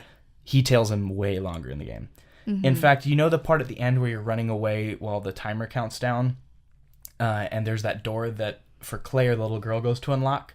For Leon, it gets unlocked by Mr. X busting through it, and he just starts chasing you, and you're like, "How are you still alive?" Yeah, he's crazy. So sound design, huge part of really just good game design in general, especially horror games, survival games. It's a huge part. So every surface that you're walking on has a different sound effect and carries differently through the walls depending on how many obstructions are there. Sure. So he stomps so loudly, and you can hear him, on 3 the rooms east away. wing. Yeah, you can hear him far away is the point. So you also have to try to gauge which hallway he's coming in through, so you know which door he's going to come through. And I thought I did that correctly. I was in the library, and this was my library. biggest scare. He was in the library, and I led him out and ran back into the library really quickly. I adjusted the bookshelves so I could run through that part, Yeah. and I heard him coming. I was like, okay, I just gotta make sure which door he's coming through. All right, so he came through a door, and I thought he was behind me, so I run up the ladder, and I'm like looking down while I'm doing it, and I get up, and he's right there, looking there in front of you. and that was the biggest scare for me. I almost jumped out of my chair. I That's mean, amazing. it was a big jump, but it was almost fully out of my chair. Yeah, we'll definitely. I'd like to talk about Mr. X a little bit later, but he definitely is. I mean, that's the thing everybody talked about when this game came out was how well designed he was in this game.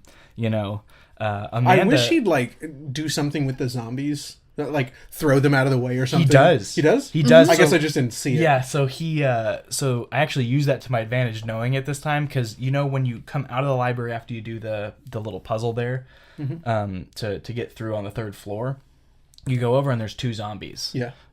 Well, he was chasing me at a certain point when I went to go back to repair the clock.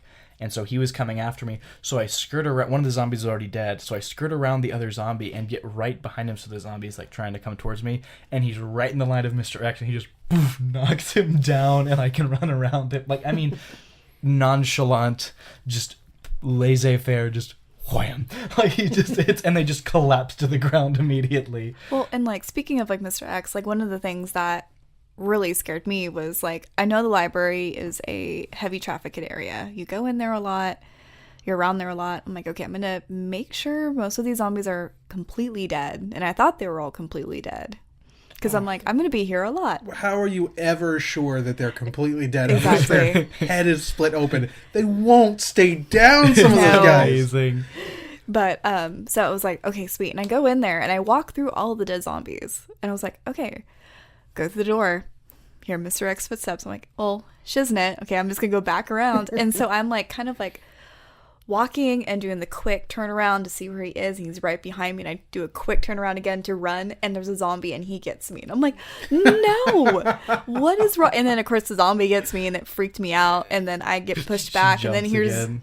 Mr. X who just bangs me off to the side anyways. And I'm like, well, I'm gonna die now. This is a different time I was going through the library, also with Mr. X. Because he'll climb up the ladder. Yeah, And very so deliberately. I climbed down the ladder because he was chasing me. I climbed down the ladder, and I was gonna wait for him to start climbing down so I could shoot him. No, just jumps right in front of me and hits me. It's like he's like a meteor, just drops down from that 2nd floor. Does not care that there's a ladder. Yeah, what is that poem? The unperturbed pace, right? He just constantly follows you. It's so good. I really love him. But All the more reason to play it again. I'm happy he comes earlier and stays later. yeah, play Best Leon part of the too game. if you play again, because then he gets introduced earlier, and in Leon's he stays longer anyway. And I also have more reason to play Leon 2 because I would have done this in my first playthrough if I had known. Those noir costumes are perfect. Clean. I will purchase both of those before I play again. So fun fact, in the original Resi 2, once you start playing as Leon, he is in his police garb. The Like, immediately, right the out little the gate. funky shoulder pads. Yeah, and like the stomach armor. Yeah. I saw that because they have the original ones. It's so funny. Why is Claire in like booty shorts? I have no idea. Okay. Her costume, her outfit for just default is fantastic. Like, Yeah. I think it's awesome. But is it the original suit? Yeah, It's the- just like a bright pink, like denim jumpsuit, cut off booty shorts. It's really dumb. Yeah, there's certain alternate costumes for many Resident Evil characters throughout the games that are just, you're just like, oh, okay, well, that was definitely... That a is a decision. Japanese game. Yep. That was a decision. But yeah, keep going. So, in the original game, you start out as Leon. He is in his RPD garb already. He's just already in it. In the remake, they purposely put him in this, like suave leather jacket and stuff. He doesn't get his equipment until he's actually in the RPD. In the police station. Because he's a rookie. This is his first day working for Raccoon Police Department. So the makers was like, no, this doesn't make sense. So you see him putting it on. I thought it was a really cool touch that they noticed. And that's the first thing I noted when I booted the game up again is you do the gas station and you get the intro, which is this awesome cityscape, like, drenched in rain. And Oh all yeah, the lights. that's like HBO show so intro. good. Yeah. And like it just, you take a second and realize there's a lot of effort that went into this game. This is not a half-ass cash grab and at all. This is a game that people cared about and really wanted to make good, and I think they really succeeded. And I think a big key to making the game succeed was the level design, because I used the map really only at the end of my run of an area. When I go, okay, where have I missed? Like, what door may I not have gone through? Which areas still have items? That kind of stuff. Because the game uses, landmarks, lights, signs, very clearly lit, illuminated, pointed out things. And you build that mental map. Like, if you go, even if you're looking at the map and go, okay, I need to know to get to that room, you don't have to, trace out the path. Mm-mm. Like, you already went that way, you know what's locked, you know what's not, and you just kind of go. Or maybe I should go the other way because it's shorter, or because there's less zombies, or, something like that. Yeah, and even high trafficked areas, you're just like, oh, okay, I have these wood planks. I better put it on this window. Like the stairwell. Like, yes, I'm going to be using the stairwell all the time, and the safe room is at the bottom of the stairwell. And so I'm like, okay, I'm going to, Board just that keep... up right there. Well, and the zombies keep coming out of that window. So even if you kill the zombie that's in that window, There's another they one. keep pouring out. Yeah. Okay. So, and you don't have infinite boards. Like, there's not enough boards to cover everything, so you have to pick. And this is where, in my opinion, what makes this game incredibly replayable, and what separates it from other games for me as a different experience is that, survival horror, you have a limited number of bullets, you can't kill everything, you have to run, you have to hide sometimes, you have to get away. But in this game, because the level design is so clean, it's both the sewers, parking garage, RPD, the lab, all of them are, I built an incredibly clear mental map of all of them in terms of pathways that I can take to get places. But what makes it interesting is that you don't have enough ammo to kill all the zombies, right? But you can shoot a zombie in the leg once or twice, and it might stagger, right? It'll it'll fall down as if, got drop kick, in the knee or something, and you can just run around him. Because now he can't, for 3 full seconds, he's not able to grab you. And so now you can get around him. So you go, okay, I'm not going to come here that often. I'm just going to get around this guy and not waste bullets. But then when you think, okay, I need to backtrack now, it makes backtracking not boring. Because, which one did I leave this time? I remember last playthrough I left that guy, but then I decided to actually kill that guy in that other room, so I left him there. So there's 2 zombies there now. Do I want to waste ammo going past them again? Or should I try to kill one because I know I'm going to keep going back this way? It brings survival horror into this perspective of, how can I learn to live in this place? How can I, as a player, learn to maneuver and react and build this place into something that I can navigate through? And, of course, the game's well designed. It'll surprise you. It'll throw another zombie in there. Mr. X might show up, and it keeps changing and shifting the formula on you, but there's enough consistency to how can I use my ammo the most efficiently to make the space like something I can navigate consistently. That's something that I can rely on. I'm not going to go that way ever because I intentionally left all them so I can clear out this shorter path better. Yeah. And every time I've built different paths and there have been different zombies, and of course the different campaigns put them in different spots, 1 versus 2 campaign, and they might add more here or less there, or this event might not trigger, or and it just makes it incredibly dynamic and fun to be in. I killed as many as I could until I was able to get to the 3rd floor. Because at that point I was a little better at the game. The only thing I wish you could do, it makes sense. Like, I don't know why you're not able to do this, is rush through a zombie. Like, sort of push it off to the side. Yeah. You have no power over it. I think a lot of it has to do with, the creating of that space. And if, the zombies are slow enough. I love, though, like, sometimes they'll fast stagger, like, really throwing you up. That always gets me. I go, like, always tense up every time. But the stagger is so... Well, like, they purposely, like, swish their head. Yeah, that's what I was just going to mention. That's so intentional and so well designed. Right. Yeah. Their movement. Well, because I tried to kill as many as I could. I used a lot of ammo on killing the zombies with headshots. Obviously, Yeah. you can only kill them with headshots. But once they start moving kind of frantically like that, it's very hard to land a headshot. Yeah. especially when you just have that revolver starting out. Yeah. Or, especially with Claire, man, just the 5 shots and that's hot. And also with the headshots and stuff, it's totally randomized. So if you hit them in the head, it's not, you could have an instant critical hit, or it can take 4 shots. Yeah, and that's been consistent since the first Resi game. Like, even PSX, like, that's just, sometimes you get to, they'll headshot and they'll go. But I love that, and the more I've played them, the better I've gotten at learning to live in these different spaces. Where do I use my ammo? Which one should I just run past? Like, building the environment into something that me as a player, that is mine. Other people might not have it this way. There's so many variables. But I've learned to navigate this space. I've created and influenced this space minimally. Like, it doesn't give you enough control to decimate it, but enough to feel as though you have enough control to maneuver. And so by the time they throw Mr. X in as that variable, you have now built that space. You've constructed, it like the back of your hand. So if he's coming, now you might have to take that more dangerous route and real quick plan. Okay, I'm just going to shoot this guy in the leg, but I know the other guy's behind him. Well, I'm going to kill the first guy, stagger him, run past. Like, yeah, I definitely looked at the map a lot until he came.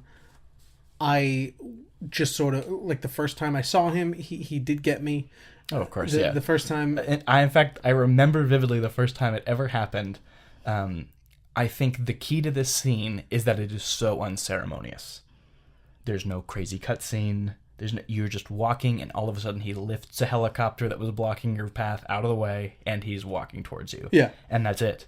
And there's, like I said, it's not like, this was mentioned by the Amnesia developer, actually. I didn't finish that interview. He mentioned that, he wished that the Silent Hill 2, that, the crazy cutscene introducing Pyramid Head wasn't a cutscene, that you had to hide in the closet. Yeah, okay, I did see that. That's that moment in Resident Evil where you are there, it is happening, and you have no power or understanding of what is going on. Yeah. And I froze, and he just, I straight up didn't move the first time, because I was like, what is happening? And I tried to turn around, but he's already halfway towards me, and just I had a couple shots, and then turned around, and then turned around again, and he hadn't slowed down at all.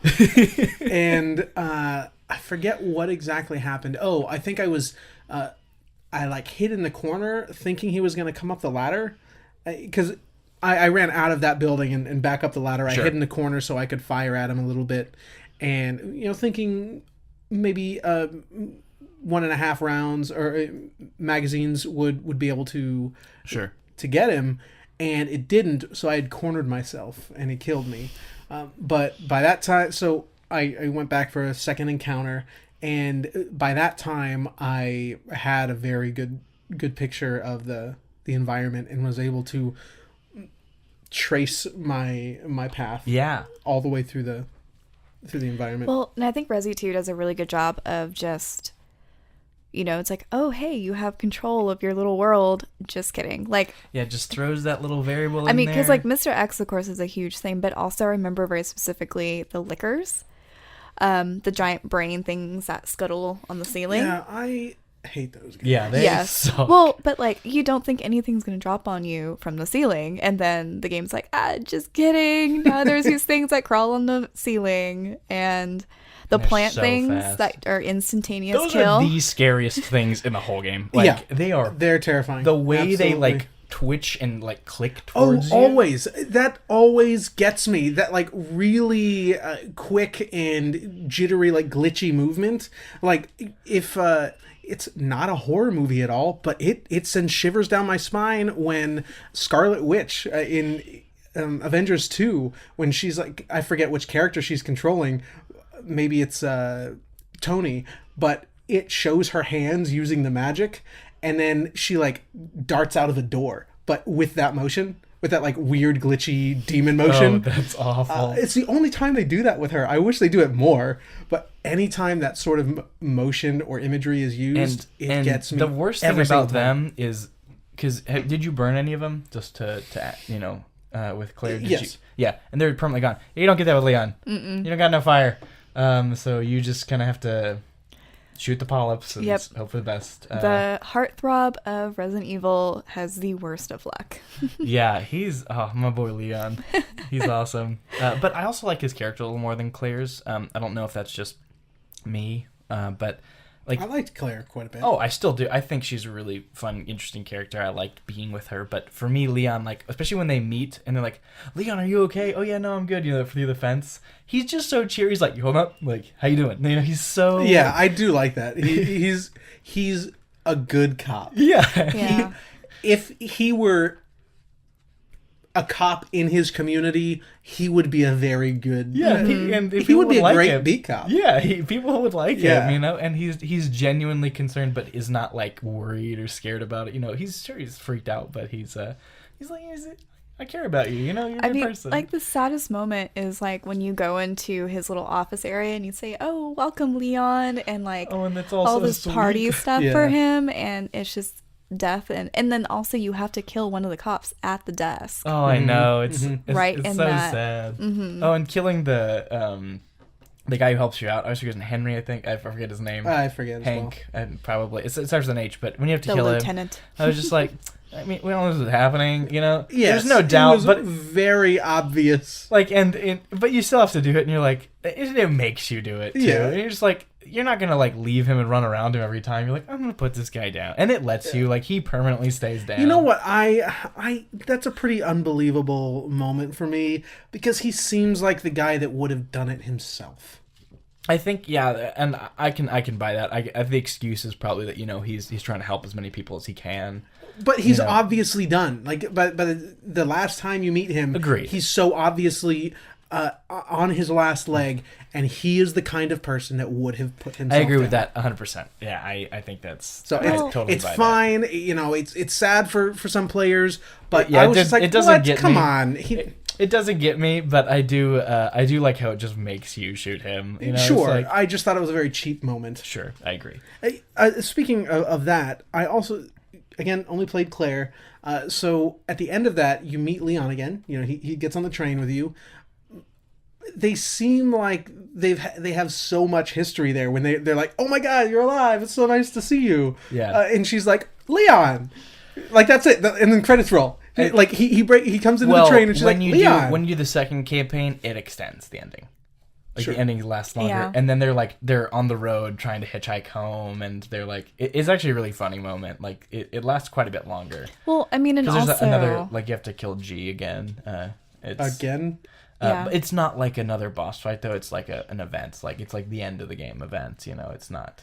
Like is G what is alluded to at the end of the credits? Yeah, that he's just he's like kind of Akira, just like Okay. he's overwhelmed himself. So you just have to finish him off.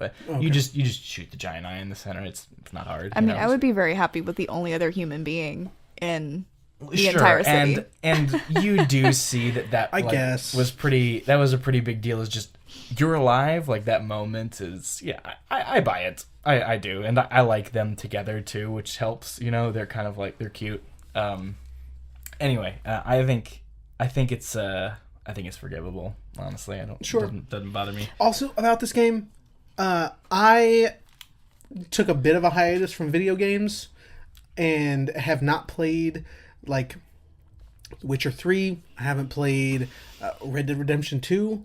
So, sure, there are games that might look better than this, but God, this game looks good. It looks nice, man. My, I love the opening cutscene. yeah, that's what I was just going to mention. Yeah. It's like, what is this? That's amazing. On your point of kind of like how cheesy, Resident Evil is cheesy. I know it is. I played RE5 and That is a the bit of cheesiest 4. one, probably, too. No, I think RE6 is of the I number of played it. entries. I hear RE6 is complete nonsense. Yeah. But RE5 is also just nonsensical beyond belief. The final boss, you fight in a volcano and a boulder comes down to block your path to the boss. So what do you do as just a dude? What do you do there if you're just a guy that needs to go kill the boss? Do you use your rocket launcher, Tyler? No, you punch the freaking boulder to pieces. A molten boulder you punch. That's...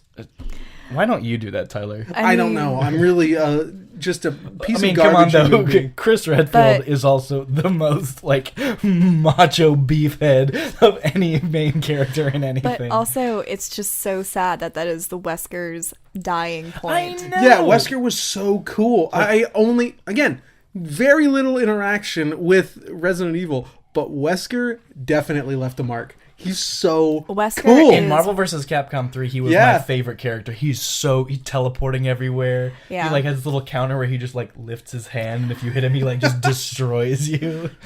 Like especially in the remake, one of the cheesy things that I'm just like, and this makes Resident Evil. I love it. I mean, again, Resident Evil 4 is my favorite. You are Leon Kennedy, who is going to go save the president's daughter. I don't know how much more cheesy yeah. you Yeah, can be. it's very silly. Leon, you have to save the president's daughter, Leon! Leon! Leon! Um, Leon! I But- do remember the shopkeeper from Resident Evil. What are you buying? Yeah, I wasn't allowed to. selling? I wasn't allowed to play really video games at all at that point, let alone those kind of video games. But my cousins had just got it. We were all over for some holiday, and everyone was huddled in the rooms. So my parents made an exception, and my cousins were trying to figure out how to like fit their gun in their inventory. And when was that? Like 2004, I think. Yeah, that sounds right. So that is 16 16 years ago. I was 11. So Yeah. little guy just like, oh, do that. And they're like, what's going on here? Ooh. And then they couldn't get past some very difficult point. And I'm just so intently watching them. I'm enamored with this game at that Yeah. point. Because I've not been allowed to I- experience things like this. It was the only emo punky game on the Wii. Yeah, really so it was. was on GameCube when I played it. Oh, okay. This was before the Wii. It was so much fun. Yeah, on the she Wii. played it on the Wii. Yeah, I'd play it on the Wii, sure, but I could also play it on my toaster now.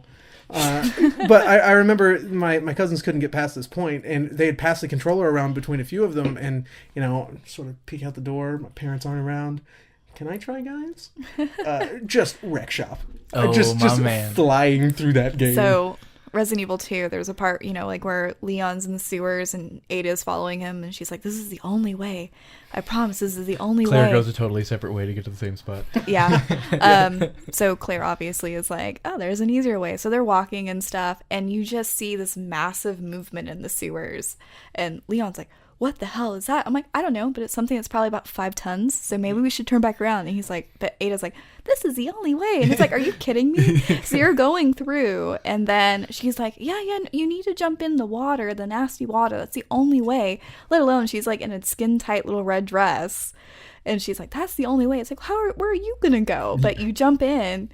And Leon's like, oh, ew, this is gross.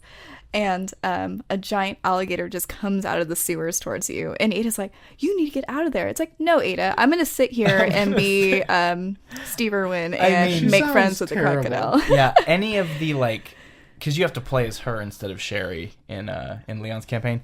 Again, that is my main criticism of these games. Everything else I can typically forgive or just kind of overlook. It's not a big deal to me. That's where I genuinely, well, there's one other part, but that's where I genuinely go, this is breaking pace. I don't find it interesting or engaging, really. It's, it's fine.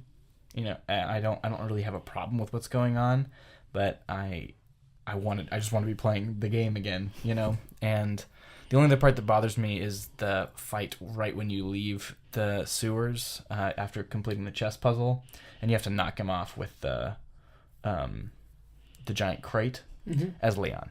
Because again, if you have acid rounds with Claire, you're good to go. I didn't have any at the time. I had the lightning gun.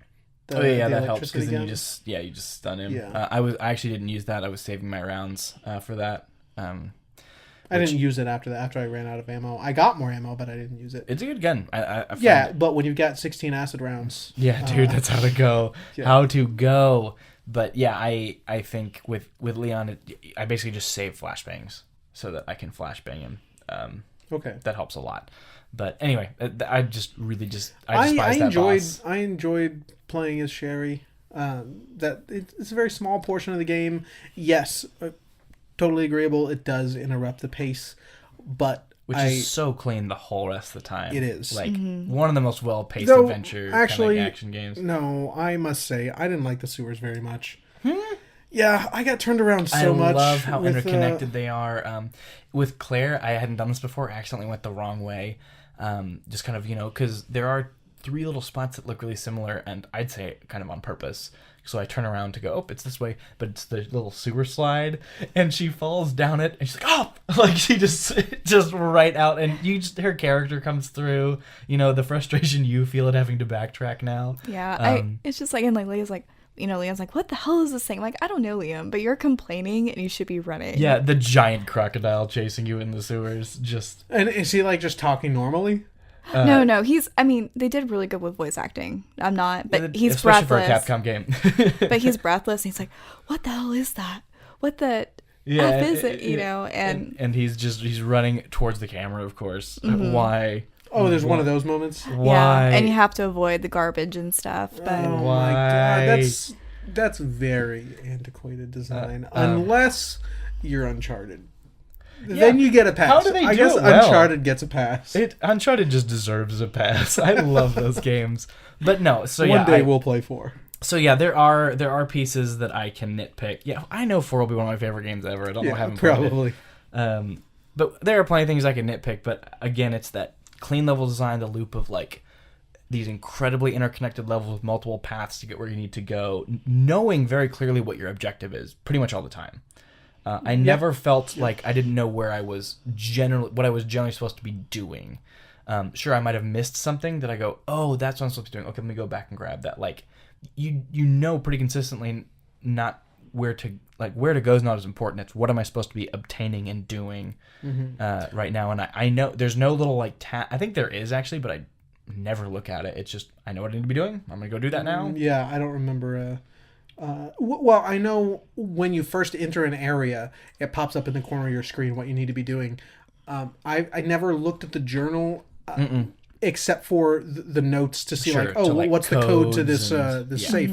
But I never needed to look at my objectives. Yeah, absolutely. But I didn't like the sewers because I missed something. But the game typically gives you some sort of indication that there's more in this room.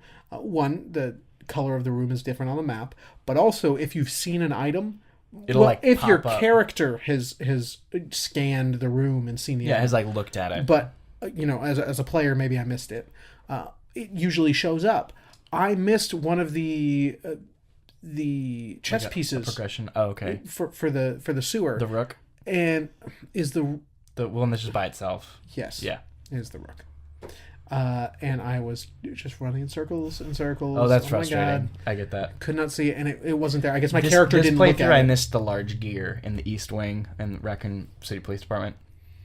The bigger gear that goes in the clock tower, it's like in the east storage room. You're supposed to just see it and pick it up, but I got wrecked by one of the zombies in there and just rushed, and I totally forgot about it. And so I had to go from the clock tower all the way down, all the way back up. But again, I think that because of the interconnectedness of the game, combined with how you're not only conserving ammo, but like deciding which zombies to place where and who to just run past, who to try to kill permanently, who's down, who's not, because of that dynamic loop, I think it does make backtracking way less of a pain. Now, running around in circles trying to find something, I totally get that. But in general, backtracking is not bland at all. No, it's definitely not. But it was just running in circles for me. And I was running out of resources at that point because you've got the big whatever those things are in the sewer with Claire. Yeah, I think I killed all but like 2 of them. I killed most of them, but once you get that lightning gun, that's if you can land it on the eye, that's an instant kill. Yeah, which is nice. I'm glad they do that. It's very nice, especially when like I knew I was short on resources, so I forced my way through like 5 of them. But on my way back, I had the gun. Yeah.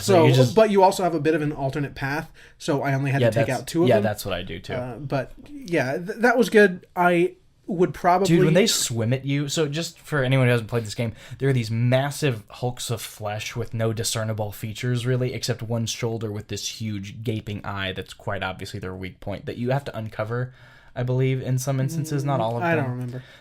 But they're huge. I mean, 5 times your size, if not more. And, they show up, they're big, but they can, press down into the slime and, slither towards you pretty quick. And every time they do that, I'm like, I'm dead. Like, I just freak out. Thankfully, if they grab you, if you have a grenade or something, you can, shove it in their mouth, and that helps take them out. But then you waste a grenade, which are the most... That and flashbangs...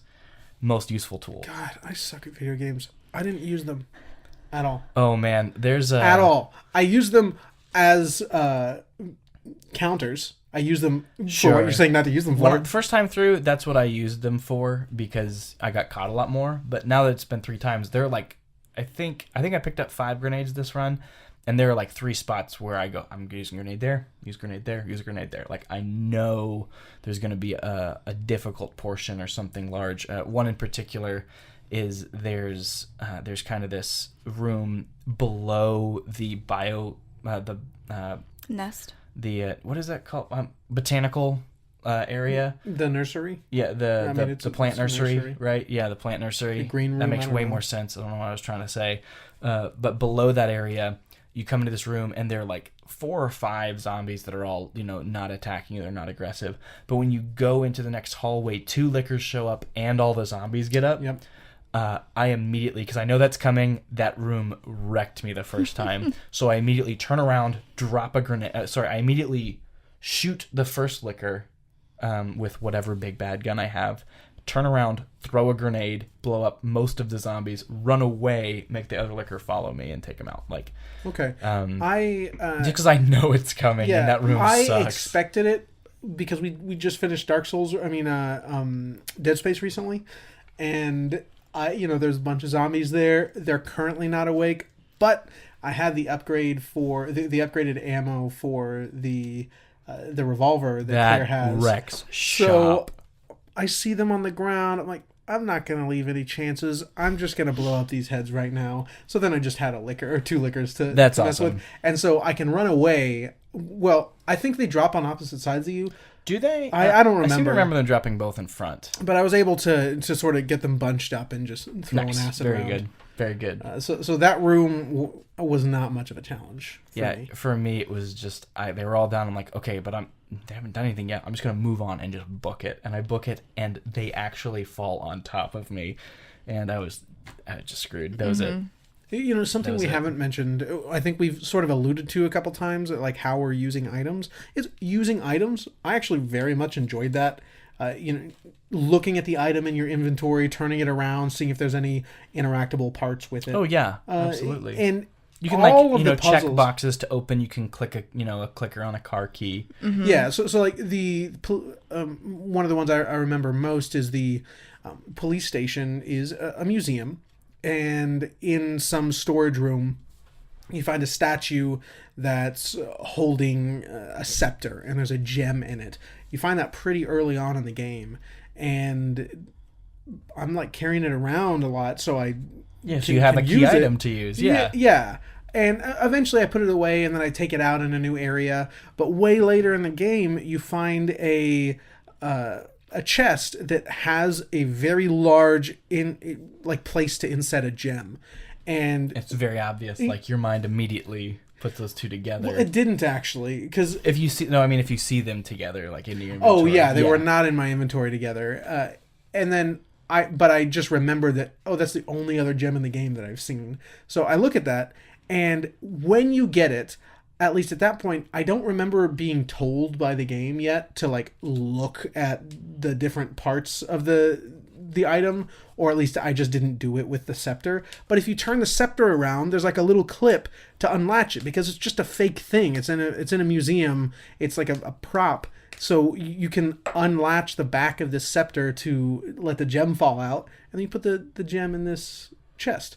And you do that with a lot of things. Yeah. So like you later in someone's safe, you find a police badge. If you look at the back of that police badge, turns out there's a little thing you can slide up. It's just a kitschy USB drive, which you can then plug into a few places.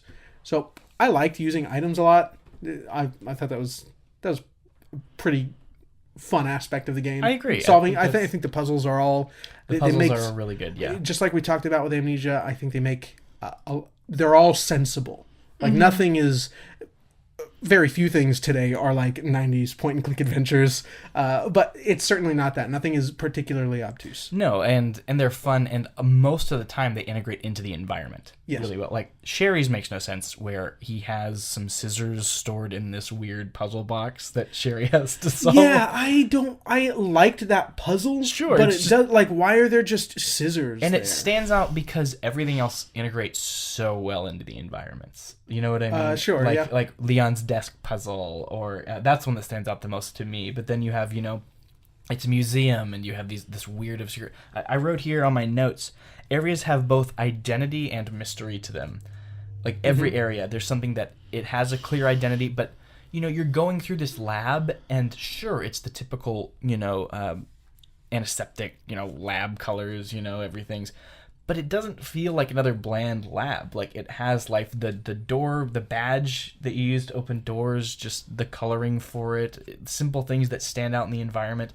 As you go down the elevator, there's a giant nuclear reactor under the city. Just crazy, weird things that stand out. And every area has this extreme memorability to it. Yeah. Like I could, coming back to this game a year later, I go, oh, you go here, then you go here, then you go here, then you go here. Like, I knew exactly the areas, what they were like. It just has this extreme memorability, detail, and care that goes into all of it. I really want to, before we, wrap up talking about this, Amanda's, been able to talk a little bit here about, her experience with RE2, which isn't her favorite Resident Evil game, but she does like it. I want to talk about, how is this a Resident Evil game? I've played the first Resi game I ever played was 7. And that's obviously... Which is a pretty big departure, right? Yeah, which is, I believe, in the series history, the biggest departure. Especially the tone of the first half is the closest to the first game that there's been. It's far more intimate and actually trying to really get under your skin, And is the first one in a mansion or a hotel? Mansion. Yep. Okay.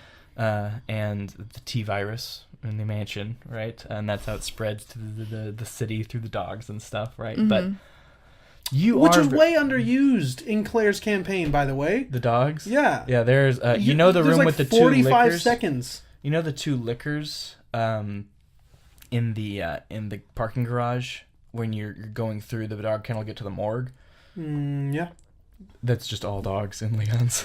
Oh, really? It's a giant mass of dogs, and it's just awful. Sorry, so I want to say, Amanda, how does this work as a Resi game? Like, well, first, I assume the answer is yes, but is it a Resident Evil game? Like, does it fit being a Resident Evil game still? Absolutely. So how? Like, what for you, as someone who's a huge fan of the series, has played all of them at some point, all the main ones at least at some point, what makes it a Resident Evil game? Definitely like the puzzles, because I think the puzzles kind of make you really have to interact with that horror. And it's the environment. Exactly. But it's, like you have the piece and you're like, oh, okay, I'm missing this piece. You run through this horrible hallway with your little flashlight. With the zombie that you left alive because you didn't want to waste ammo, so now you have to shoot him in the leg again. Or you left that window open, the zombies are just piling in. And then Mr. X is close behind you. You find the piece and you automatically know where it has to go. And yeah, you're like, almost every now time. I have to backtrack through that horrible hallway. Get around Mr. X. Yeah, he adds so much urgency to every puzzle. Like, the puzzles after the point that he gets introduced, you're just like, okay, I need to find this. I need this right now. I need to hurry up. Like, it's so much urgency. But it's just, and also, there's the kind of the ridiculousness of the monsters. There's such a variety. Like you have zombies, and there's other games that do play with the zombie aspect, but it's more like, this is more realistic. Resi is just like, here's your dog zombie. Here's your shark zombie in the mansion. Oh, yeah, that's good stuff right there. That's definitely the scariest part of Resi 1. But that's what I loved about Biohazard is, it has this very... Talking about 7, right? Yes. That's just the other name for 7 or something. Yeah, okay. Don't be a noob. Sorry. Well, 7 is Resident Evil Biohazard, right? And then in Japan, it's Biohazard Resident Evil. Yeah, correct. Because, in... I'm just being mean. In Japan, that is the name, is Biohazard. Yeah, so the first Resident Evil is called Biohazard in Japan. So, yeah, anyway, go ahead. But you have that overall tone, but then at the very end, you just have this ridiculous monster that is being... Yeah, it just escalates and becomes over the top more and more. And also the storyline is very kept to a T as well. No pun intended. Or a G. Yeah, that's the alphabet of viruses. The alphabet of Resident Evil viruses. But also just the, but people say like after, 4 kind of did the most ridiculous thing, and then they try to keep going with that, and it just failed. It just was too ridiculous. It didn't make sense. You're talking about like the president's daughter stuff, and just, right, just that. They're not even really zombies anymore. They're just whatever they are. Yeah, they're parasites that are. I've not liked about the series because I've kept an eye on it at the very least. I've never liked the monsters really. Oh really? Yeah, like I think the brain thing, the lickers from RE2. I think the design or the visual design of them is like really elementary stuff. Really? Yeah, it's just like a fleshy thing with a brain. It's a very boring design to me. But the long tongues and easily communicating that they have no eyes and they're just listening for you, like I think that's also. I don't know. I think it's good. Resident Evil 2 was one of the first ones to have a monster like that. So it might seem interesting, elementary, but they're the ones that kind of first created that. And then other horror-like zombie games kind of followed. RE4 has some pretty weird things in it. The fish. There's the fish, but then also there's just like aren't there like crocodile men in RE4? No. Okay, maybe I'm thinking That's about in something Darkwood. else. You're still having flashbacks. No, but there's some guy that is like that has like a bunch of spikes all over him, right? And then there's a centipede man. Oh, that terrifying thing that's in the lab. So there's these. They're kind of like the plant people in Resi 2. I like those guys. They're creepy. Yeah, they're pretty cool. Yeah, I like them a lot. So those, I'm not sure if that's what they were going for. But in Resident Evil 4, they have the same thing, but there's like these almost Frankenstein-like creatures that were put together, but the flesh was infected with the virus. So, but basically they're terrifying because they click and they have that jerky movement. And so, but the key thing is that you shoot them and they don't die. In Resident Evil 4, everything dies. Like you shoot it, it dies, you're safe. This one does not. You actually have to have an infrared sensor on your gun to find the weak points on the monster. But if you try to like dodge them, which the game teaches you, oh, you can dodge these monsters, it spikes out at you and kills you. So it totally flips the coin and makes you freak out. Interesting. Oh my gosh. But that's what Resident Evil 2 does as well. It's just you're safe and then it flips the coin and you're like, I have to figure out everything again. So the mechanical design is usually pretty interesting. I just mean the monsters in RE2 have never really, or I mean in Resident Evil. You're talking about like the actual like creature design, not necessarily the mechanical design. That makes more sense. The creature design I've always thought was a little weak in just the I will say images I've seen of other games. Part of Resident Evil 2 creature design is the evolution of William as he like gets more and more infected by the G virus. He's a big fleshy blob with an eye. No, like, dude, like, because the first time you see him, his face is like, becoming this muscly mass, and then the second time, like, his face is still there and there's this weird almost face, then like it actually overtakes him and is this crazy monstrous, like, it's just really cool. And then the last one's just bizarre, like where he has just massive eyes on his chest. I don't know, I love specifically the first one and the third one, where he's just like still becoming and is like part of him is still there. I love it. I think it's awesome. They've always done the really grotesque monsters, though. Oh, the gore is juicy in this game. Like when Claire finds the guy with like the jaw, like just so juicy. When the G-Virus thing like rips Mr. X in half, like just delicious. Which I thought was pretty unceremonious. That's why, again, another reason I like Leon's campaign better, because he comes back. Like, you know, in Claire's he doesn't, but in Leon's he does, and it's that oppression stays, that feeling of just hopeless. Dude, really? Like, it's just like I had so much fun running away from him. You know, the big bad finally dies. I was like, darn it. Yeah, I know. I think I had the same exact reaction because I played Leon's first. So when that happened in Claire's, I'm like, I'm like, okay, where is he? Where I'm waiting for him to come back, and he just never does. So, yeah, he's the true villain of Rari 2, in my opinion. And they always have these kind of, I don't want corny plot lines, which I absolutely love. It's, I mean, because like in Resident Evil 1, I mean, you're like, it's all zombies. You know, just typical zombies. And a giant snake and a giant shark. That's what I was getting to. Oh, sorry. I was like, I thought you meant just overall. You run into some infected dogs, and you're like, okay, obviously, yeah, that makes sense. They're terrifying in that game. Yeah, the dogs are terrifying. They just jump through. The first time you see them, they just crash. Well, except for the opening, they just crash through the window in this hallway. You're like, what? No, what? I got scared with them when they jumped over the chain link fence with Claire. Yes. You're like walking through a basketball court. Just like an outdoor basketball court, and I'm shooting some of them. There's like some of them lined up on the fence, and I'm shooting a few of them, and then finally one of them gets the idea to jump over the fence. I'm like, oh, that's new. I actually just this time just ran out and shut the door behind me, and they followed me, but I managed to get around them. But there's the zombie on the bus. Yeah, like of course it makes you go through the bus. Good stuff. But it flips you on your head, like the crocodile or the crazy monstrosities, because like in Resident Evil 1 you have all this normal zombie stuff, and then you go into the library and there's just this giant snake just chilling there, and you just are like, oh, okay, well, this was affected by the virus and it grew over.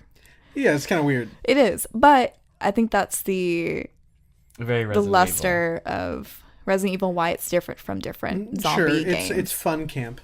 And it's, I think for me, at least from what I've played of Resident Evil games, there's just this consistent desire to always, fun seems to be so much more of a priority than the fear, and so consistently, but without sacrificing fear, especially in the first one, and 7, and even here, I think a lot. I haven't played the original 2, so I can't speak to it, but you know, all the Mr. X stuff is just incredibly... Oh, it's pure gold. Well, yeah, absolutely. It's the dynamic scares that you get, the stuff that you can go, oh, this happened to me, I climbed the ladder, and I haven't told my story. The first time I got scared by him was with my Leon campaign, first time I ever played the game, still getting used to him.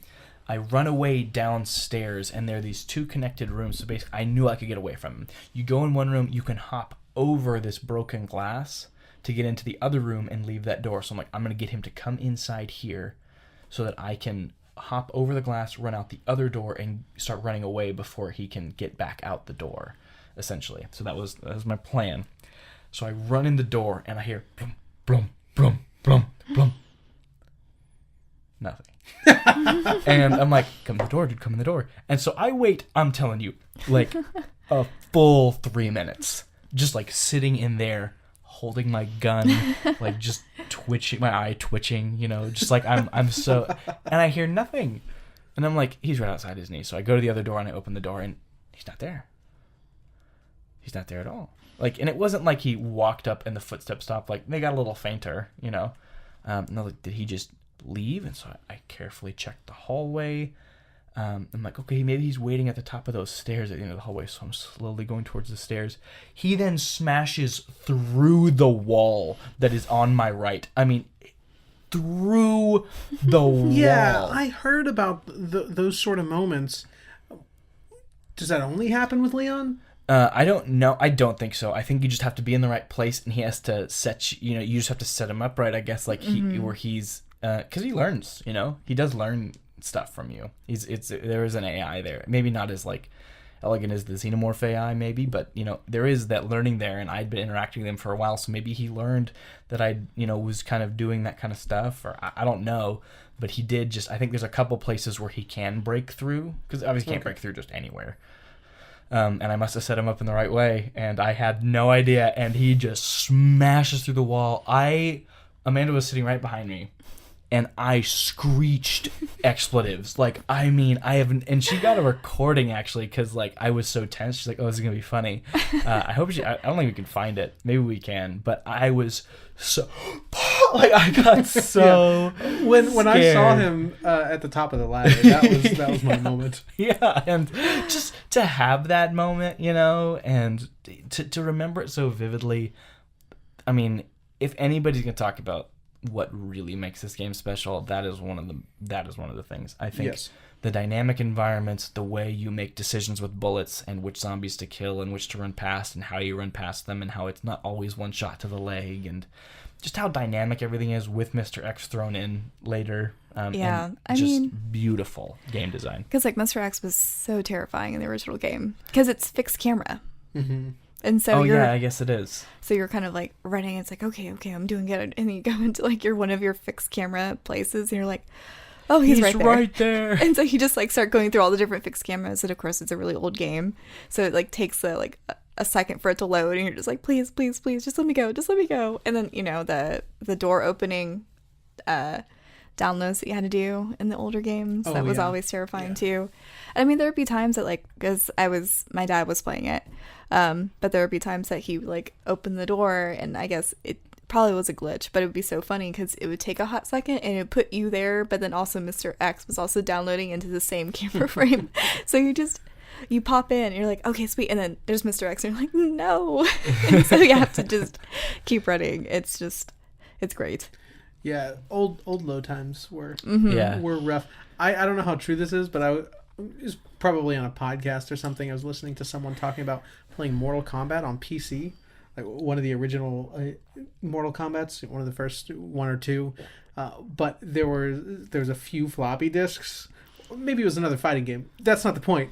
But for your special attacks, your fatalities or whatever, you'd have to put in a separate floppy disk. Like, you have now activated a fatality. Take this disk out and put another disk in. Let the fatality happen, and then put the other disk back in so you can finish the fight. Then put the other disk back in so you can go back to the menu. What? Yeah. That's incredible. Old games, man. Amanda, do you have anything else you want to say about this game? No, not really. I mean, again, great game. I think it was totally a good decision to remake it. Yeah, it was awesome. Yeah. I enjoyed it quite a bit. Making it different, not just like what they did with Resident Evil 1, where it was like, okay, we're just gonna make it prettier, but it's still the same game. They did update a couple things with RE1, didn't they, I think? But not as drastically as Resident Evil 2. Of course not. Yeah, it's still pre-rendered, it's still, camera to camera, so which I agree. I like. Me too, really quite a bit. Like, I'm gonna play Moon with Josh next week, and I've looked at the trailers and the screenshots. I love pre-rendered backgrounds. Well, they got an amazing artist working on that too. So I always forget the name, but seriously, the character design in that game, it's incredible. Well, thank you for sharing. I'm happy you finally got to share a game with me. Yeah, it's been a little while. Yeah, felt nice. I enjoyed it quite a bit, especially Mr. X. Yeah, play it again with Leon. I especially do Leon too. Number 2. Yeah, yes, you get way when more I play it Mr. again, X. it'll be Leon number 2 with the noir outfit. Of course, gotta look fly. But man, I wish I knew, because Claire's noir suit is so good. Yeah, it's awesome. She got the fedora, right? And she got a fedora and like the loose tie. Classic. Yeah, it's great. It's great. It's good stuff. All right, guys. Thanks for joining us again. Thank We you love having so you. much. Can't wait to share some more games next week. Yes, and don't forget to check us out on Patreon if you want to join our Discord at that $2 tier. I just mentioned that I'm going to start playing a game with Josh. Hopefully, get a couple more people in on that, and he'll be talking about Hades with us next week. Hades. He won't be here, but yeah, he'll be share some of his thoughts on that community portion. So please join us there and share games. We'd love to have you at Patreon at that $2 tier, and we will see you next week. After that, we're going to go back to a bi-weekly schedule. Got some Game of the Year catch-up to do. Oh, yeah, a lot of Game of the Year catch-up. This has been our Pillars of Horror. Thank you so much for joining us, and we'll see you again. Excited.